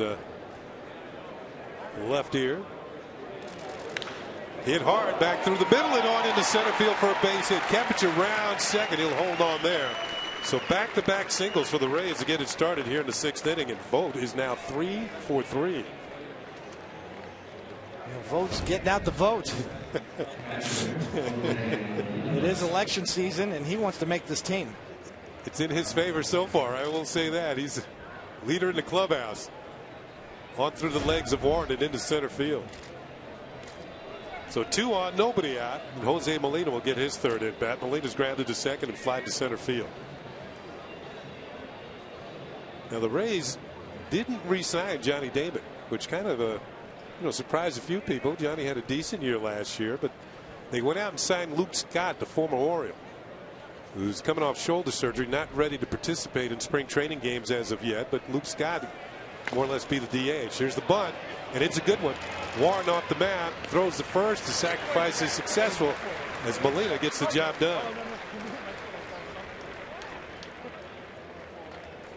And Johnny Damon's not the only player who's kind of been left out of the dance. Pudge Rodriguez, Maglio Ordonez, Vladimir Guerrero, Hideki Matsui, former Yankee, Miguel Tejada, and Derek Lee. Now all of those players in their late 30s, or in the case of Pudge, 40 years old. And you got to begin to wonder, is this the end of the line for some of those great players? It is. It is kind of remarkable. You know, a couple of those guys were on the Yankee list this offseason too. Johnny Damon, there was some squawks about possibly a return to the Yankees. And, you know, Johnny Damon's on a march towards 3,000 hits. And he needs to find a home to try to get there. And he's got enough ability to make it there, in my opinion. He just needs to find a place to get the at-bats to make that run at 3,000. Feliciano takes a pitch for a strike, and it's 0-2 as Warren jumps ahead. 2nd and 3rd, 1 out. Rays threatening again here in the 6th inning. They lead 3-0. They scored 3 runs in the 2nd inning. 3 runs on 3 hits. Pitch is drilled towards right field. Colin Curtis makes the catch of the line drive. Here's his throw to the plate. It's not going to be in time. The throw to third is in time for the out. Nick Swisher cut the throw and cut down the Vogt at third base. And it's going to be a double play, but the run will count, and the Rays have a 4-0 lead. A look at the throw. Swisher with the cut. The throw to third, and Vogt is out.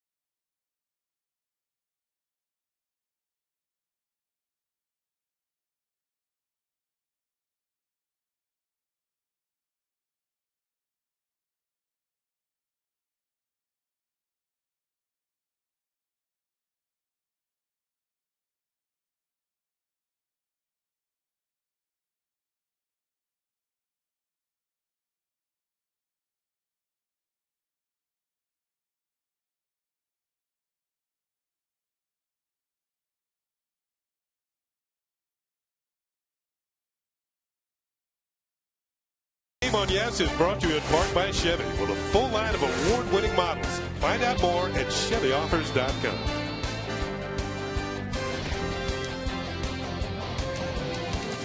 Yankees half of the 6th inning. There's a fan enjoying the program that can be purchased here at Steinbrenner Field. Get the lowdown on all the players. As Brett Gardner takes a pitch outside, ball 1. Take a look at the last play, Coney. Chavez with a nice tag. And Vogt kind of, overslid the bag a bit as well. Gardner hits a ground ball to second. We've got a change at second base. We're going to catch you up on all the changes. And there's 1 up and 1 down for the Yankees here in the bottom of the 6th inning. That's Tim Beckham. Beckham is renowned as a shortstop and a #1 draft pick by the Rays a few years ago, and kind of struggled in the minor leagues until last year. Really started to come into his own, and he's in there at second base now. Tim Beckham. Rays have made some other changes. Former Yankee Juan Miranda's at first base. As the pitch is in there for a call strike.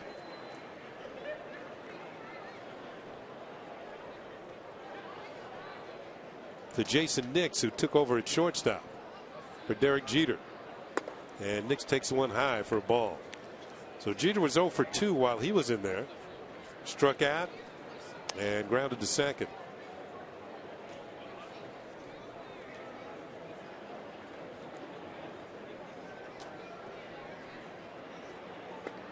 Good changeup, and it swung on and missed. Strike 2, 1-2.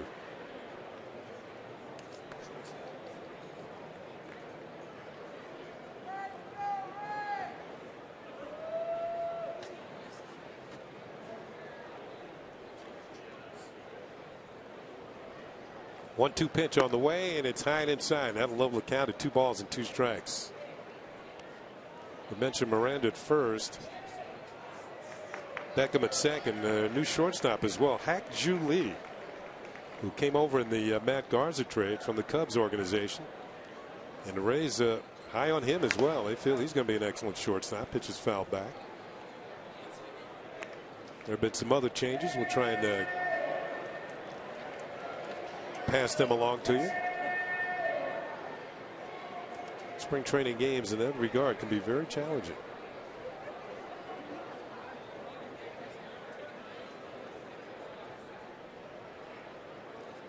2-2 pitch, and breaking ball is outside. The count is run full. 3-2 on Jason Nix.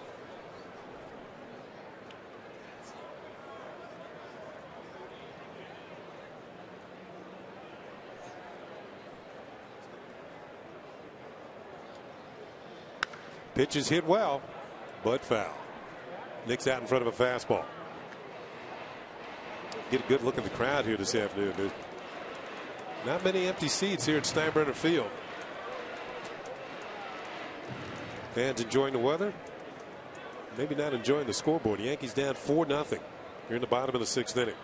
You can pretty much book 10,000 plus fans per spring training game here. On the ground to short the lead. Loves it and throws it, and there's 2 down.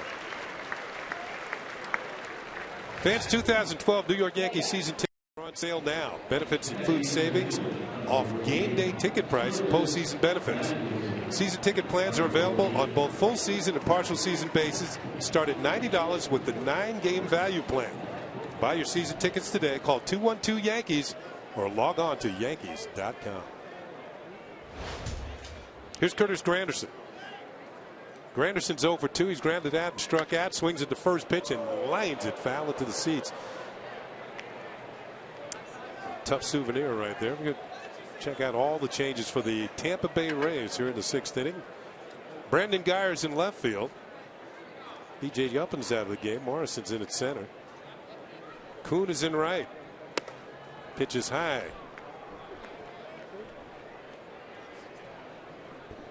Chris Jimenez is at third base. He's in the catching. He's in there for the backup catcher role. Lee, Beckham, Miranda, and Chirinos. This pitch is hit hard to right field. Coming on is Kuhn, and he makes a shoestring catch for the 3rd out. So the Yankees go in order here in the 6th inning. They've only had 2 hits on the afternoon. They trail 4-0.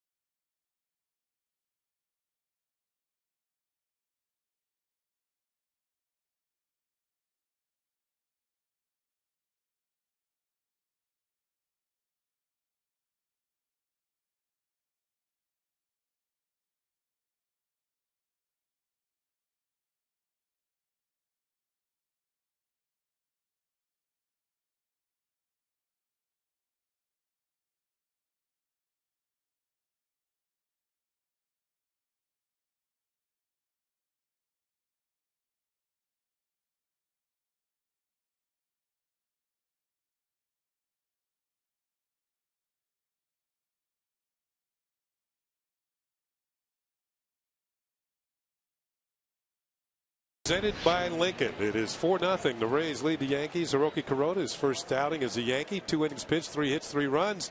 A couple of strikeouts. Didn't walk anybody. James Shields. Uneventful 2 innings. 6 batters faced, 6 batters retired. 2 strikeouts in 2 innings. Good start for the Rays ace right-hander. And Stephen Vogt, 3 for 3 with a 2-run triple. And a run scored. Bill Hall's at second base now, replacing Robinson Cano.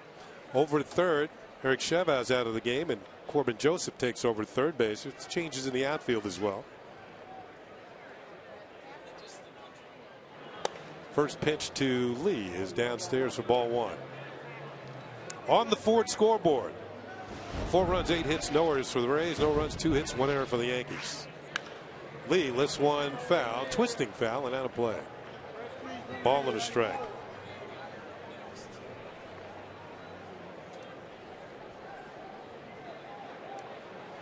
Hak-Ju Lee from South Korea.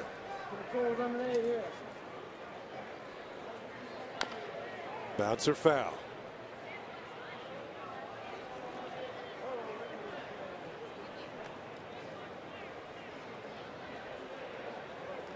Adam Warren in his 2nd inning of work.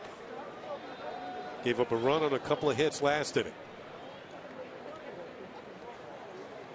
He's got a reputation for being fearless, a strike thrower in his minor league career with the Yankees. Like that? Right there, 93 miles an hour. Looked like a little cut fastball. David Cone special. He's impressed the Yankees minor league coaches in their system, and you see that little late movement right on the inside corner. Definitely a reputation for going right after hitters. Not afraid of contact. He gets the ball in the strike zone often. Brandon Guyer takes a pitch for a call strike. Guyer taking over in the leadoff spot for Reed Brignac. Good numbers last year. 384 on base percentage at AAA Durham. Spent a brief amount of time in the major leagues.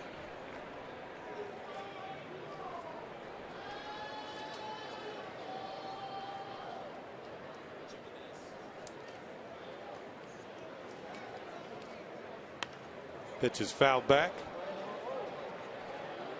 And now we'll show you the Yankee changes. Brandon Laird in left field, Dwayne Wise in center, Colin Curtis in right, Corbin Joseph at third, Jason Nix at short, Bill Hall at second, Nick Swisher still in there, Jose Gil doing the catching for Adam Warren.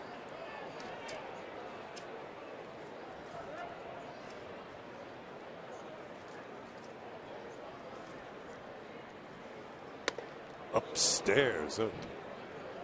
Maybe a little chin music. 1 ball and 2 strikes.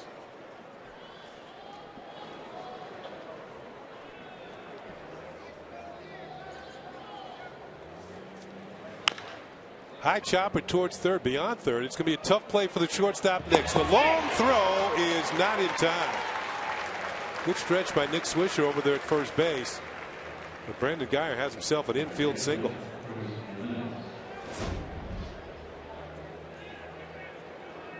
He knew after that last hop when he backed up it was going to be hard to get Guyer, and it was. You see Nick Swisher right with a big stretch over there. Might have gotten him. Close play. So 1 on, 1 out.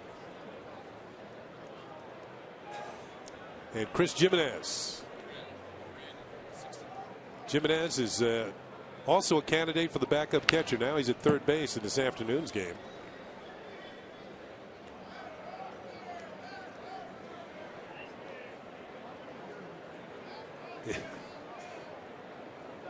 Well, Joe Madden had some interesting things to say. Backup catcher. We mentioned the fact that Jose Molina has never had more than 300 bats in a season. It's not really a backup catcher, according to Joe Madden. It's half a catcher. So he's looking for somebody to play maybe as many as half the games. The runner's on the move. The pitch is swung on and missed. The throw down to second is not in time. A hard tag by Bill Hall on Guyer, and he's shaken up.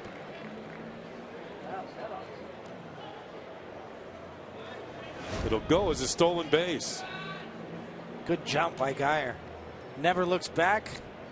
Conventional feet first slide and a whack on the head.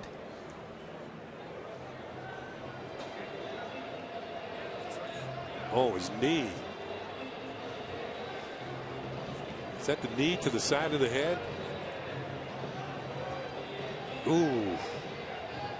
That is how Justin Morneau was injured in a game in Toronto, and for a couple of years has battled concussion symptoms. Yeah, that's a dangerous play when even with the helmet on. Just the location of where the knee hit towards the side of the head. You saw Guyer say, "I'm fine," but the trainer checking him out thoroughly.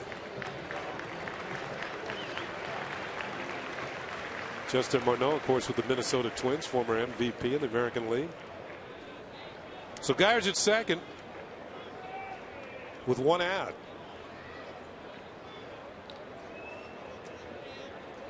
And the count is no balls and 2 strikes on Chris Jimenez.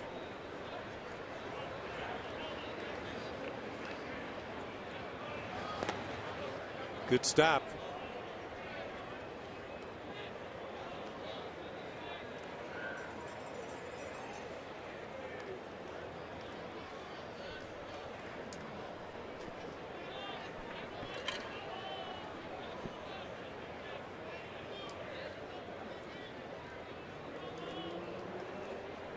So for the second inning, Warren's had to deal with runners in scoring position.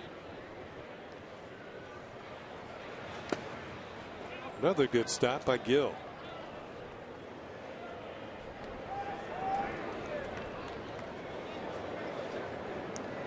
Adam Warren, born in Birmingham, Alabama, graduated from UNC with a degree in business administration. 4th round pick of the Yankees in 2009. He was an all-star last year. Right now his business is trying to get out of this jam. Steps off, throws a second, but Guyer's able to get back in. Looked like he was thinking about stealing third.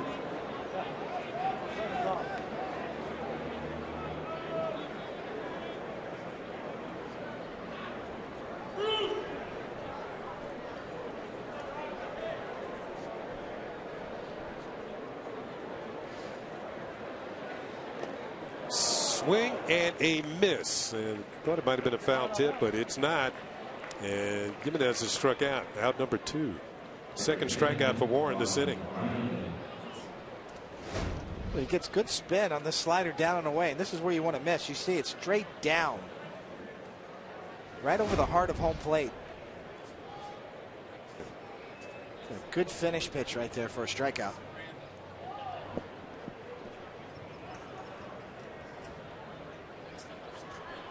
This is Ty Morrison at the plate. Now, Coney, you've been in all kinds of situations I should say, is this Juan Miranda? Yeah, Juan Miranda's at the plate. Former Yankee? Former Yankee. Yeah. He's got some power. And the pitch is low and away for a ball. Now, Coney, you've been in all kinds of situations as a pitcher. Early in your career, you had to come out of the bullpen, spring training games. As you made a name for yourself, you're a starter. Now, in these situations, you're a guy like Warren, and you're trying to show what you've got. How much more pressure in this situation as opposed to when you know you got the team made? Well, a lot more pressure in this particular situation. It's a good change up there from Warren, too. You want to be able to show that you have poise, that you're able to make pitches. You can, right there, excellent pitch. You can still throw your third best pitch, your change up to a power hitter in Juan Miranda to get the count even. You see Joe Girardi right there. What they're really keying in on is his poise. Is he still maintaining his location? Can he still mix his pitches up here? Good fastball, but it's down low for a ball, 2-1. And Joe Girardi made no bones about it. I mean, you don't finish the season with the same pitching staff that you begin the season with. A lot of things can happen.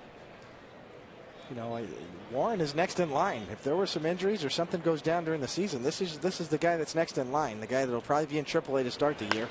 Bouncing ball towards first. Tough hop for Swisher. He handles it, throws it first, and covering is Warren, and that's it. The Rays going to leave a runner on here at the top of the 7th inning. It's on to the 7th inning stretch with Tampa Bay leading 4-0.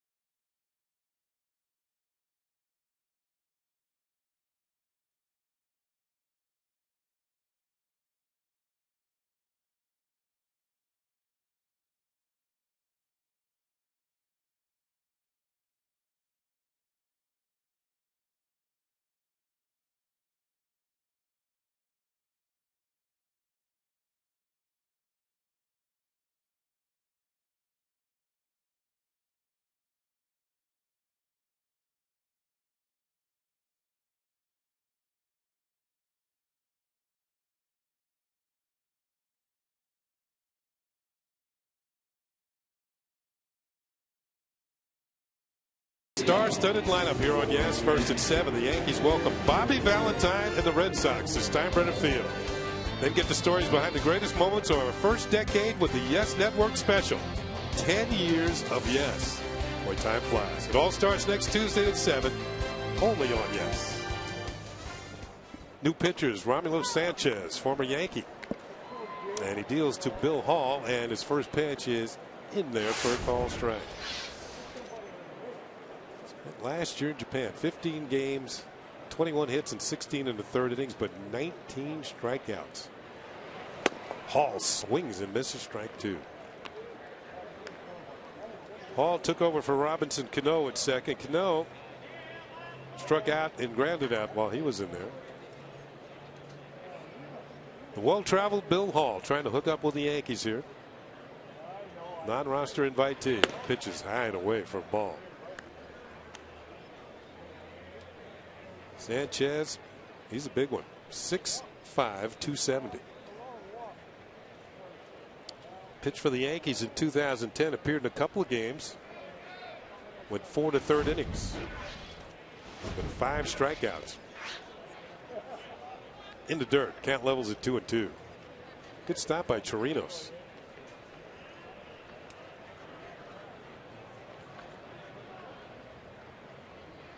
Sanchez has also spent some time in the big leagues with the Pittsburgh Pirates.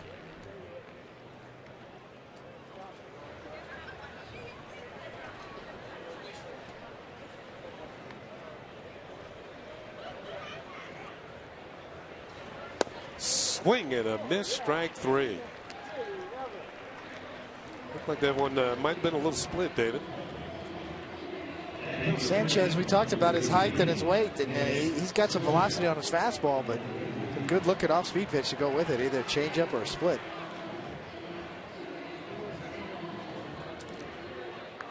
Nick Swisher going to get his 3rd at bat of the afternoon. He's popped up and double, opposite field double in the 4th inning. Yankees have just 2 hits, single by Russell Martin and the double by Nick Swisher. That one's a call strike. Vic Carapazza calling balls and strikes today.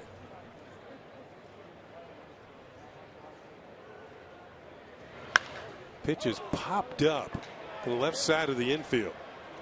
Jimenez shading his eyes from the sun and makes the catch.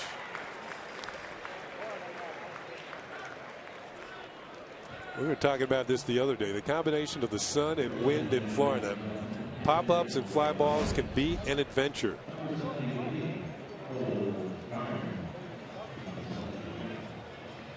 Staying with it, it makes the play. You know, and another thing too is, you know, the venues are smaller here down here. As you see, there's no upper deck, so the wind much more in play in spring training games down here than they would be in a major league ballpark where you have a true upper deck. It sort of shields you from some of the elements, at least on the ground level. Cole Garner takes over as the designated hitter for Raul Ibanez, who is 0 for 2. Good numbers at Colorado Springs. That pitch is low. 2 balls and no strikes.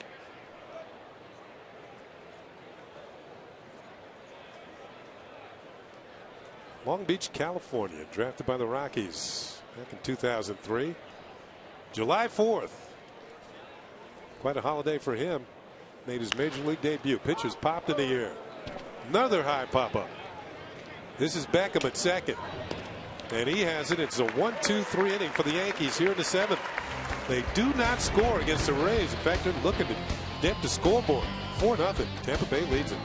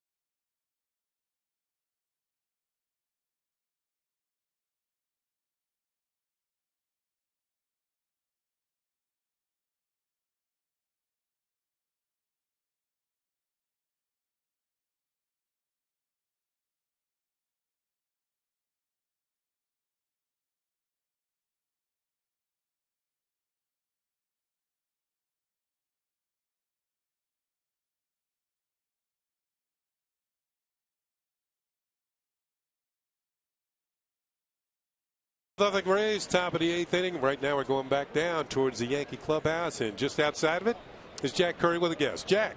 Thanks a lot, Kenny. I'm here with Andrew Jones. And Andrew, coming into this spring training off the knee surgery, you lost some weight, and you made a reference that when you got here, listen, I'm coming here to get some at-bats. I feel like I'm in better shape. The knee feels great. Tell us about what was your mindset when you said that. Well, I think when I we finished the season, I didn't want to finish the season that early, but when I finished, it was a good time for me to get the knee ready. And a lot of people say you be ready 6 to 4 weeks, but when they go into your body, it's not going to take that short. I had rehab really good. I worked hard on it. Lost some weight, went to Florida and work hard to get in shape and lose some weight and be ready to help this team in more ways than I did last year. And your mission this year is, you're going to get some DH time, you're going to get some outfield time. Do you have a number in your head? I want to chase this many at-bats. I want to prove Joe Girardi I could be out there this amount of time. Well, I think the main thing is I just have to stay healthy. If I stay healthy, anything can happen. Last year we was locking up that, hopefully this year too, nobody got hurt in the outfield, and everybody had a great year. So it's hard to sit those guys. But this year, I got my legs ready. I feel good. I feel like I can go out there and play center field back. So in case of anything happen, they can call me and tell me, hey, Andrew, you're going to play left field today, or you're going to play center or right. So.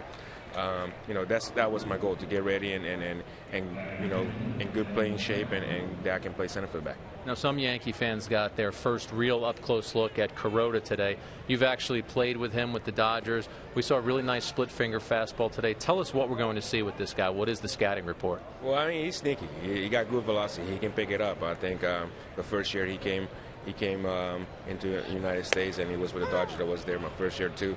So he got no hit pitches. I mean, I think that first year he pitched, he threw probably like 8 games and going into the 5th or 6th inning with throwing with no hits. So he most definitely got a no hit pitching, but.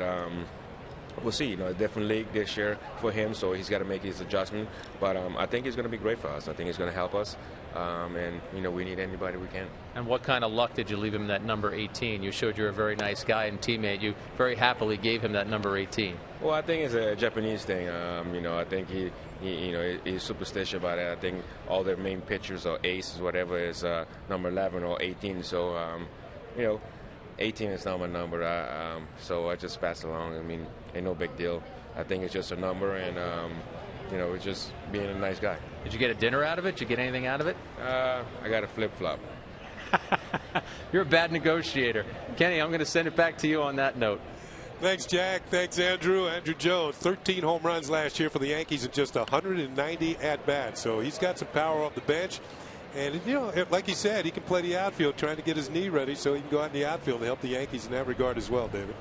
Yeah, that's what they're going to need. As Joe Girardi told us earlier in his interview, he wants versatility in terms of guys who can DH, but also throw them in the outfield to give a chance to A-Rod, or one of the veteran Yankees to DH as well. Line drive to Bill Hall, and Tim Beckham is retired for out number 2. Clay Rapata now pitching for the Yankees. The left-hander had struck out Robinson Torino. So the first 2 raised the bat here in the 8th inning are retired. The sidewinding lefty, Clay Rapata. Don't see too many left-handers that get down low. Taking over for Jack Vogt, who had a good afternoon with a triple and 2 singles and a couple runs batted in. Nevin Ashley now becomes a designated hitter. And he swings at the first pitch and fouls it off. I mean, you take that bus ride all the way up from Port Charlotte. It's about 2 hours south of here. You want to make an appearance in the ball game. Stephen Vogt at the big deck.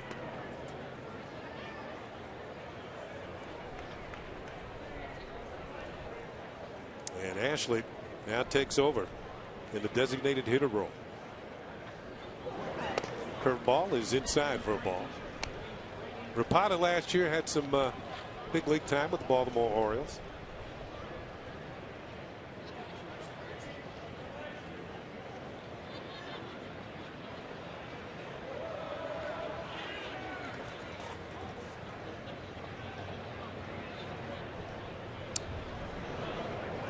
having a delay here. Now, we've been informed that Ashley is a married man. It's nothing new, but his wife's name, her first name is Ashley. So she's Ashley.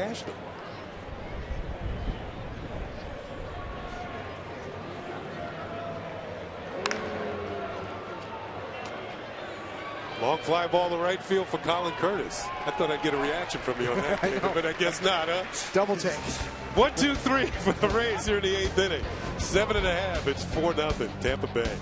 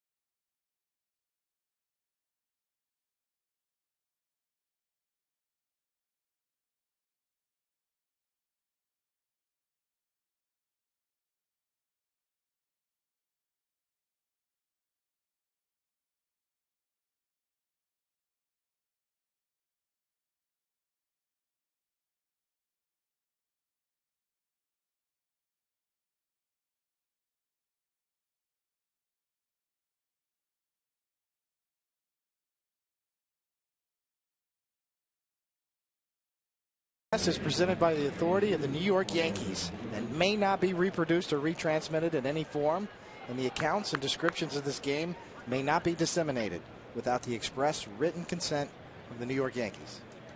Thank you, David. Here we go to the bottom of the 8th inning. New pitcher for the Rays is Dane De La Rosa, and his first pitch to Corbin Joseph is fouled back to the screen. Strike one. Yankees been shut out on 2 hits thus far. The Rays pitchers have held them quiet. De La Rosa, 7 games with the Rays last year, and had bounced around a bit. Ground ball to first for Miranda. He's going to take it himself, and 1 up and 1 down for the Yankees here in the bottom of the 8th inning. So Joseph grounds out to first, and he'll give way to Colin Curtis with 1 out here in the bottom of the 8th inning.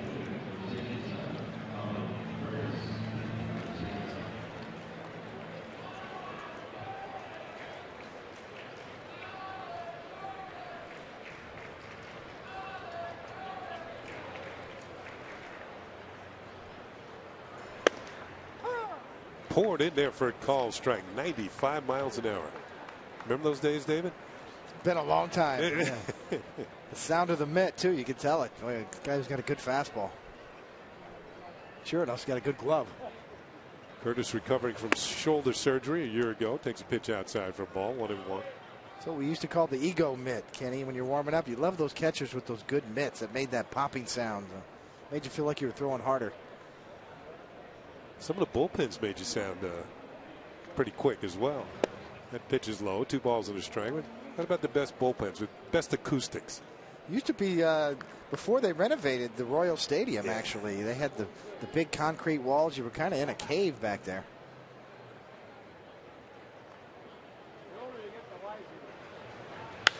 Ball is fouled up. It could give you some false courage, couldn't it? Well, it really could. I remember as a teenager watching Goose Gossage warm up in Kansas City in that bullpen, the old style Royal Stadium, and it sounded like a gun was going off. I mean, I had never heard or seen anything like that. And of course, Goose could do it like no other with all arms and legs and big handlebar mustache. Believe me, he didn't need a bullpen to sound that way. He sounded that way during the game, too. 2-2 pitch. Cut on it, missed strike three. It looked like Curtis chased one out of the strike zone, and that's the second half of the Yankees here in the 8th inning. De La Rosa picks up his first strikeout. Yankee batters have struck out 6 times in this game, and the Rays, they've allowed 2 hits and no walks.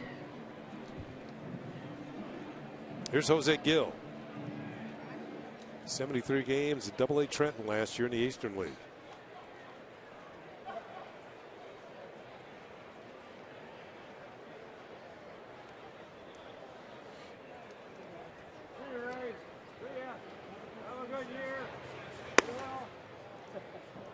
Upstairs for ball 1 at 93. Took a little off.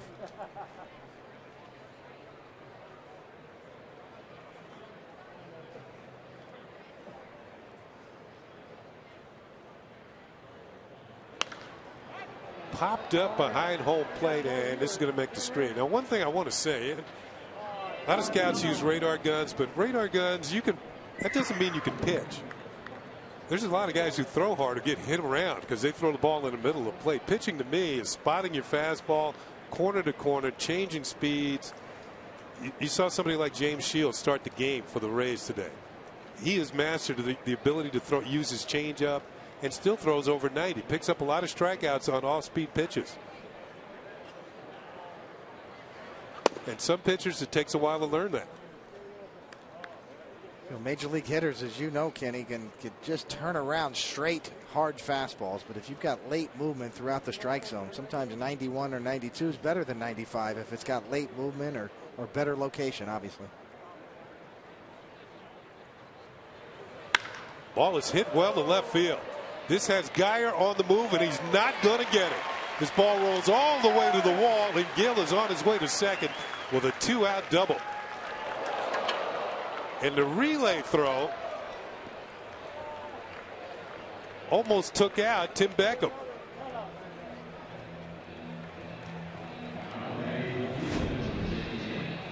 Well, first of all, Gil, they got to feel pretty good about this. You get an at-bat, you get a hanger that kind of backs up on the inner half.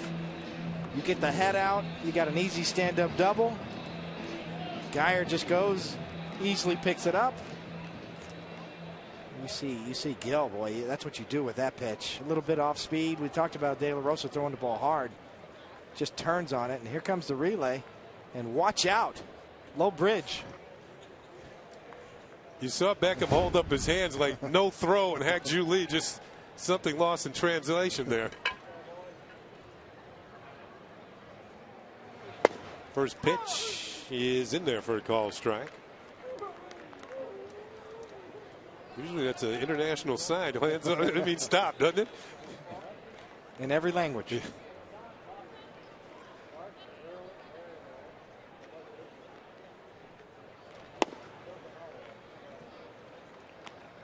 Brandon Laird, who's playing left field. We've seen Laird out at third base. First time I've seen him in the outfield, but he's out in left field in place of Brett Gardner. Runner at second with 2 outs. Yankees down by 4 here in the bottom of the 8th inning. Breaking ball down and away. Brandon Laird's been quite a productive hitter during his time in the minor leagues. Brief amount of time in the Bronx with the Yankees. Another young man out of California, Cypress, California to be exact, brother of Tigers catcher Gerald Laird. Inside for a ball. Yeah, he did well last year. Called up when Alex was hurt at third. He plays a good defensive third base. You can see the Yankees are trying to find a position for him. Maybe a little bit of outfield. The more versatile you are, the better chance you have to get called back up.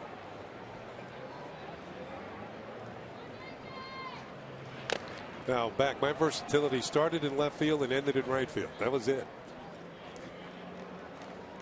And then when I couldn't do that anymore, they made me the DH for a few years.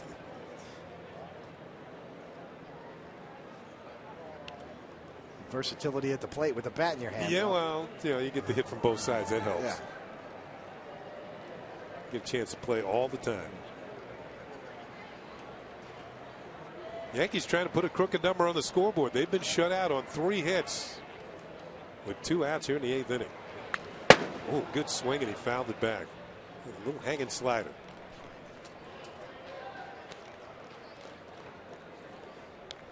His brother Gerald, one of the better defensive catchers in the league. He's on Tony Pena's list of top defensive catchers.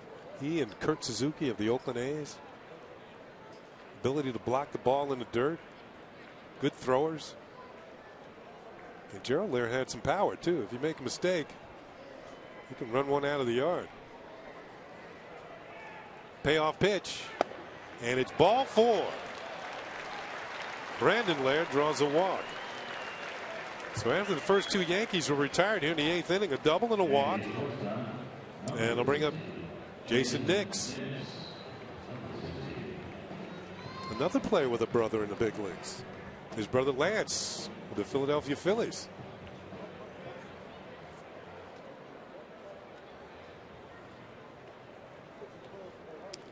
I saw Lance the other day in Clearwater.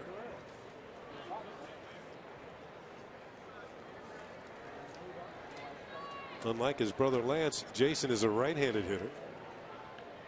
2 on, 2 out. First pitch is high for ball 1. Dane De La Rosa has hit a bump in the road here after a ground out and a strikeout, a double and a walk.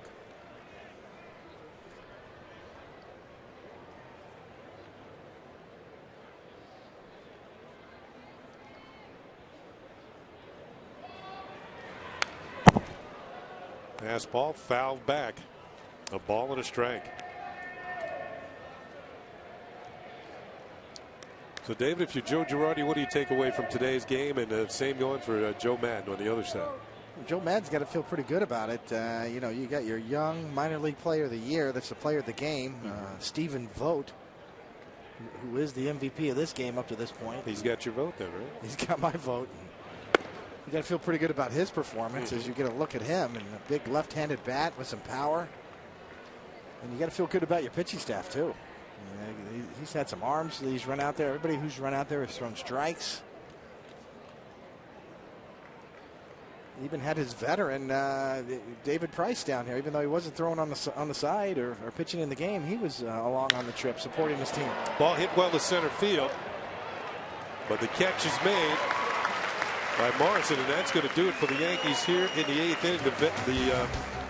The threat is gone. We're going to the 9th. The Rays leading 4-0.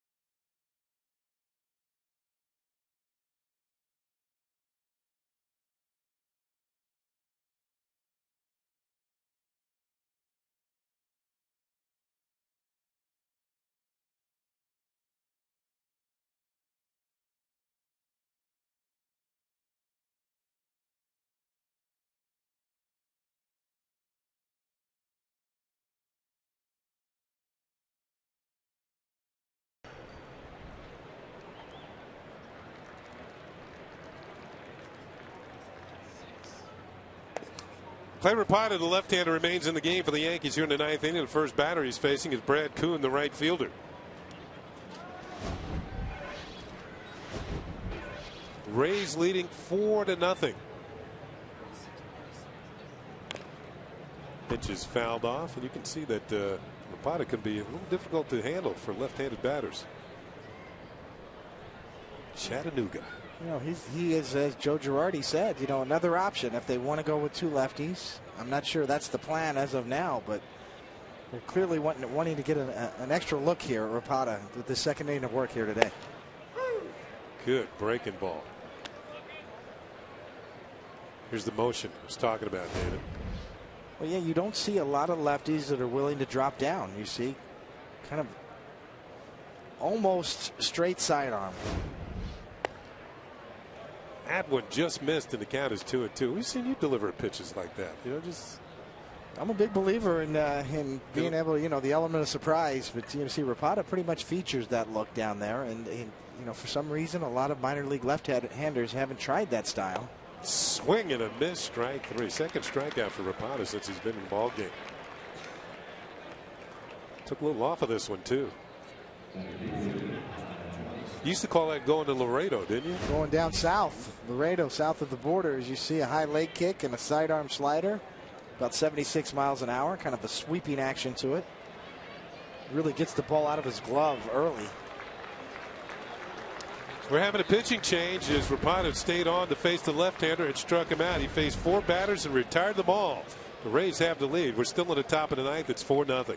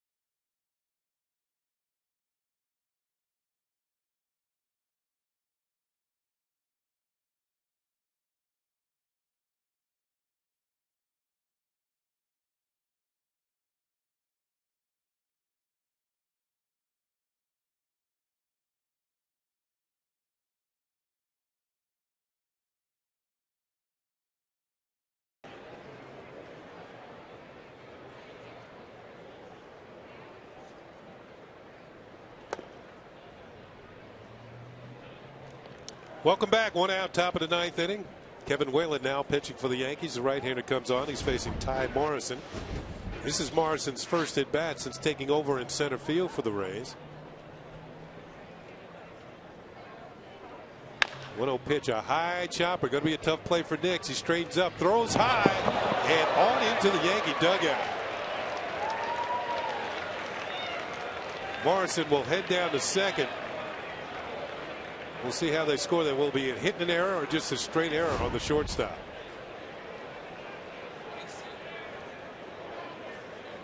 It's going to be a single and an error as Morrison will move down to second.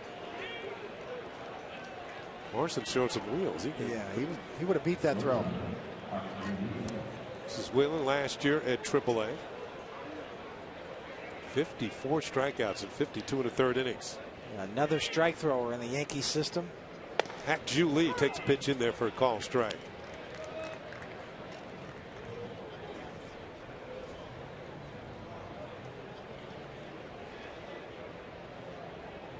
0 for 1 with a strikeout. Was caught looking in the 7th inning. Swing and a miss. Strike 2. I tell you, this 9th spot in the Rays order hadn't done much damage today. 3 consecutive strikeouts, or 2 for Elliott Johnson and 1 for Hak-Ju Lee.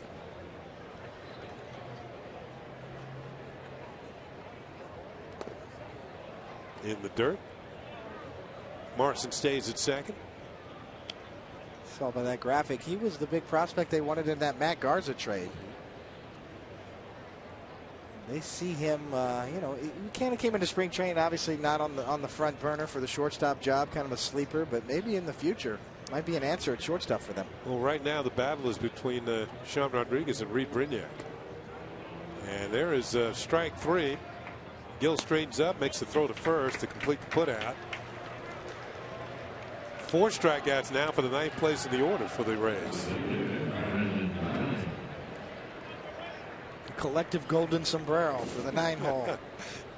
That means that, well, they each had 2, so you get to wear it half the time, each of them. So 2 outs, a man at second. And back to the top of the order for Brandon Guyer. Single and a stolen base in his only attempts at the plate this afternoon. High fastball, 92 miles an hour.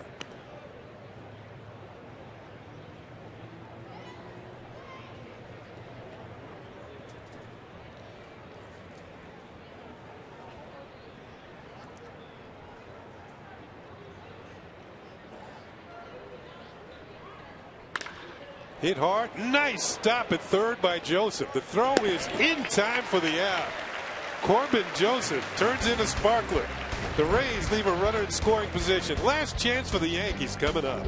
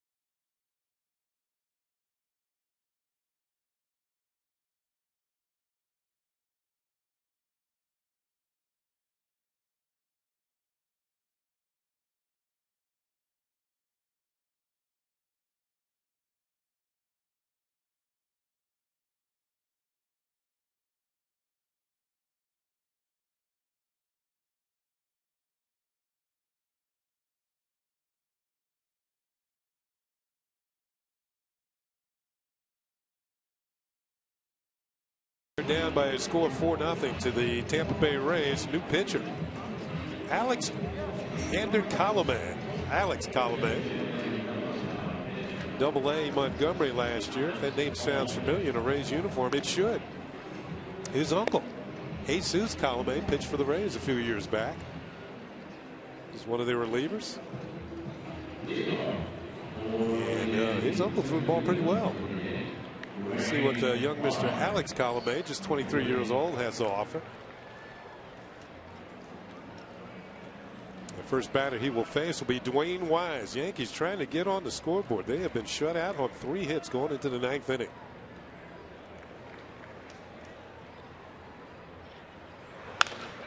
Ball is pulled foul.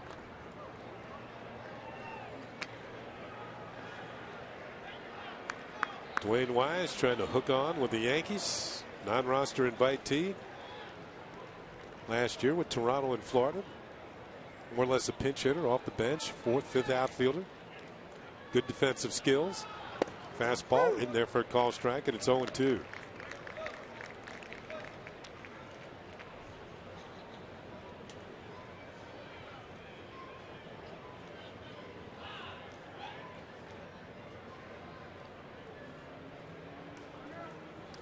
Two of the better teams in the American League, without their full complement of players in the lineups today, but they both are going to challenge, as this ball is hit hard but foul for the division title in the American League East. Nice play by that young man out in right field. It's going to be interesting to see what the Rays do with a full year of Matt Moore, their young, talented lefty starter. See how many starts he gets this year and what kind of numbers he puts up. And on the other side, the Yankees now have Kuroda, who we saw today. Moore is dealing with a little bit of an abdominal strain issue right now, and he hasn't made his spring debut as of yet, but the Rays don't seem to be too concerned with it. I was looking at his numbers in the minor leagues, David. Like 500 strikeouts. Ground ball through the hole, and Dwayne Wise has himself a base hit.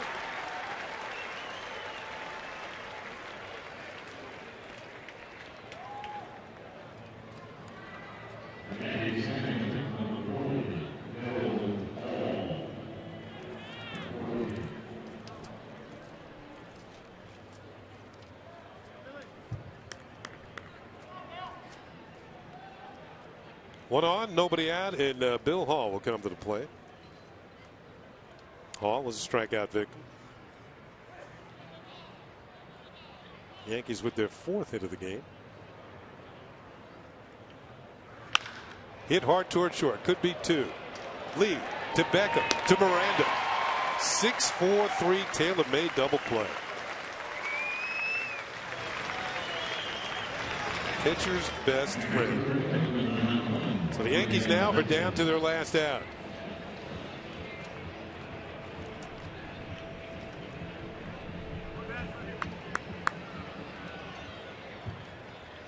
Here's some numbers on Matt Moore, get your attention. 497 in the 3rd innings pitched in the minor leagues, 700 strikeouts. Jorge Vasquez takes a pitch for a call strike. We saw him get his first start in the Bronx last year, and it was about the pace he had that day. I think he struck out 9 batters in 5 innings against the Yankees. And of course, what he did in the postseason for the Rays last year. I mean, he's an exceptionally talented young guy. Pitch is chopped foul, and Colomé jumps ahead. No balls and 2 strikes. The Yankees are down to their last strike. Yeah, Carl Crawford fan.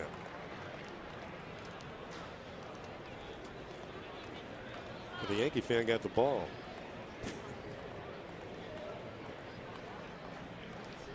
He's going to have to head a little further north to see Carl this year, at least on a regular basis. Pitches outside for a ball. Although we understand that Carl Crawford's not going to be able to be, he's not going to be ready for opening day wrist surgery. So the Red Sox have to wait a while for Crawford to get back in uniform.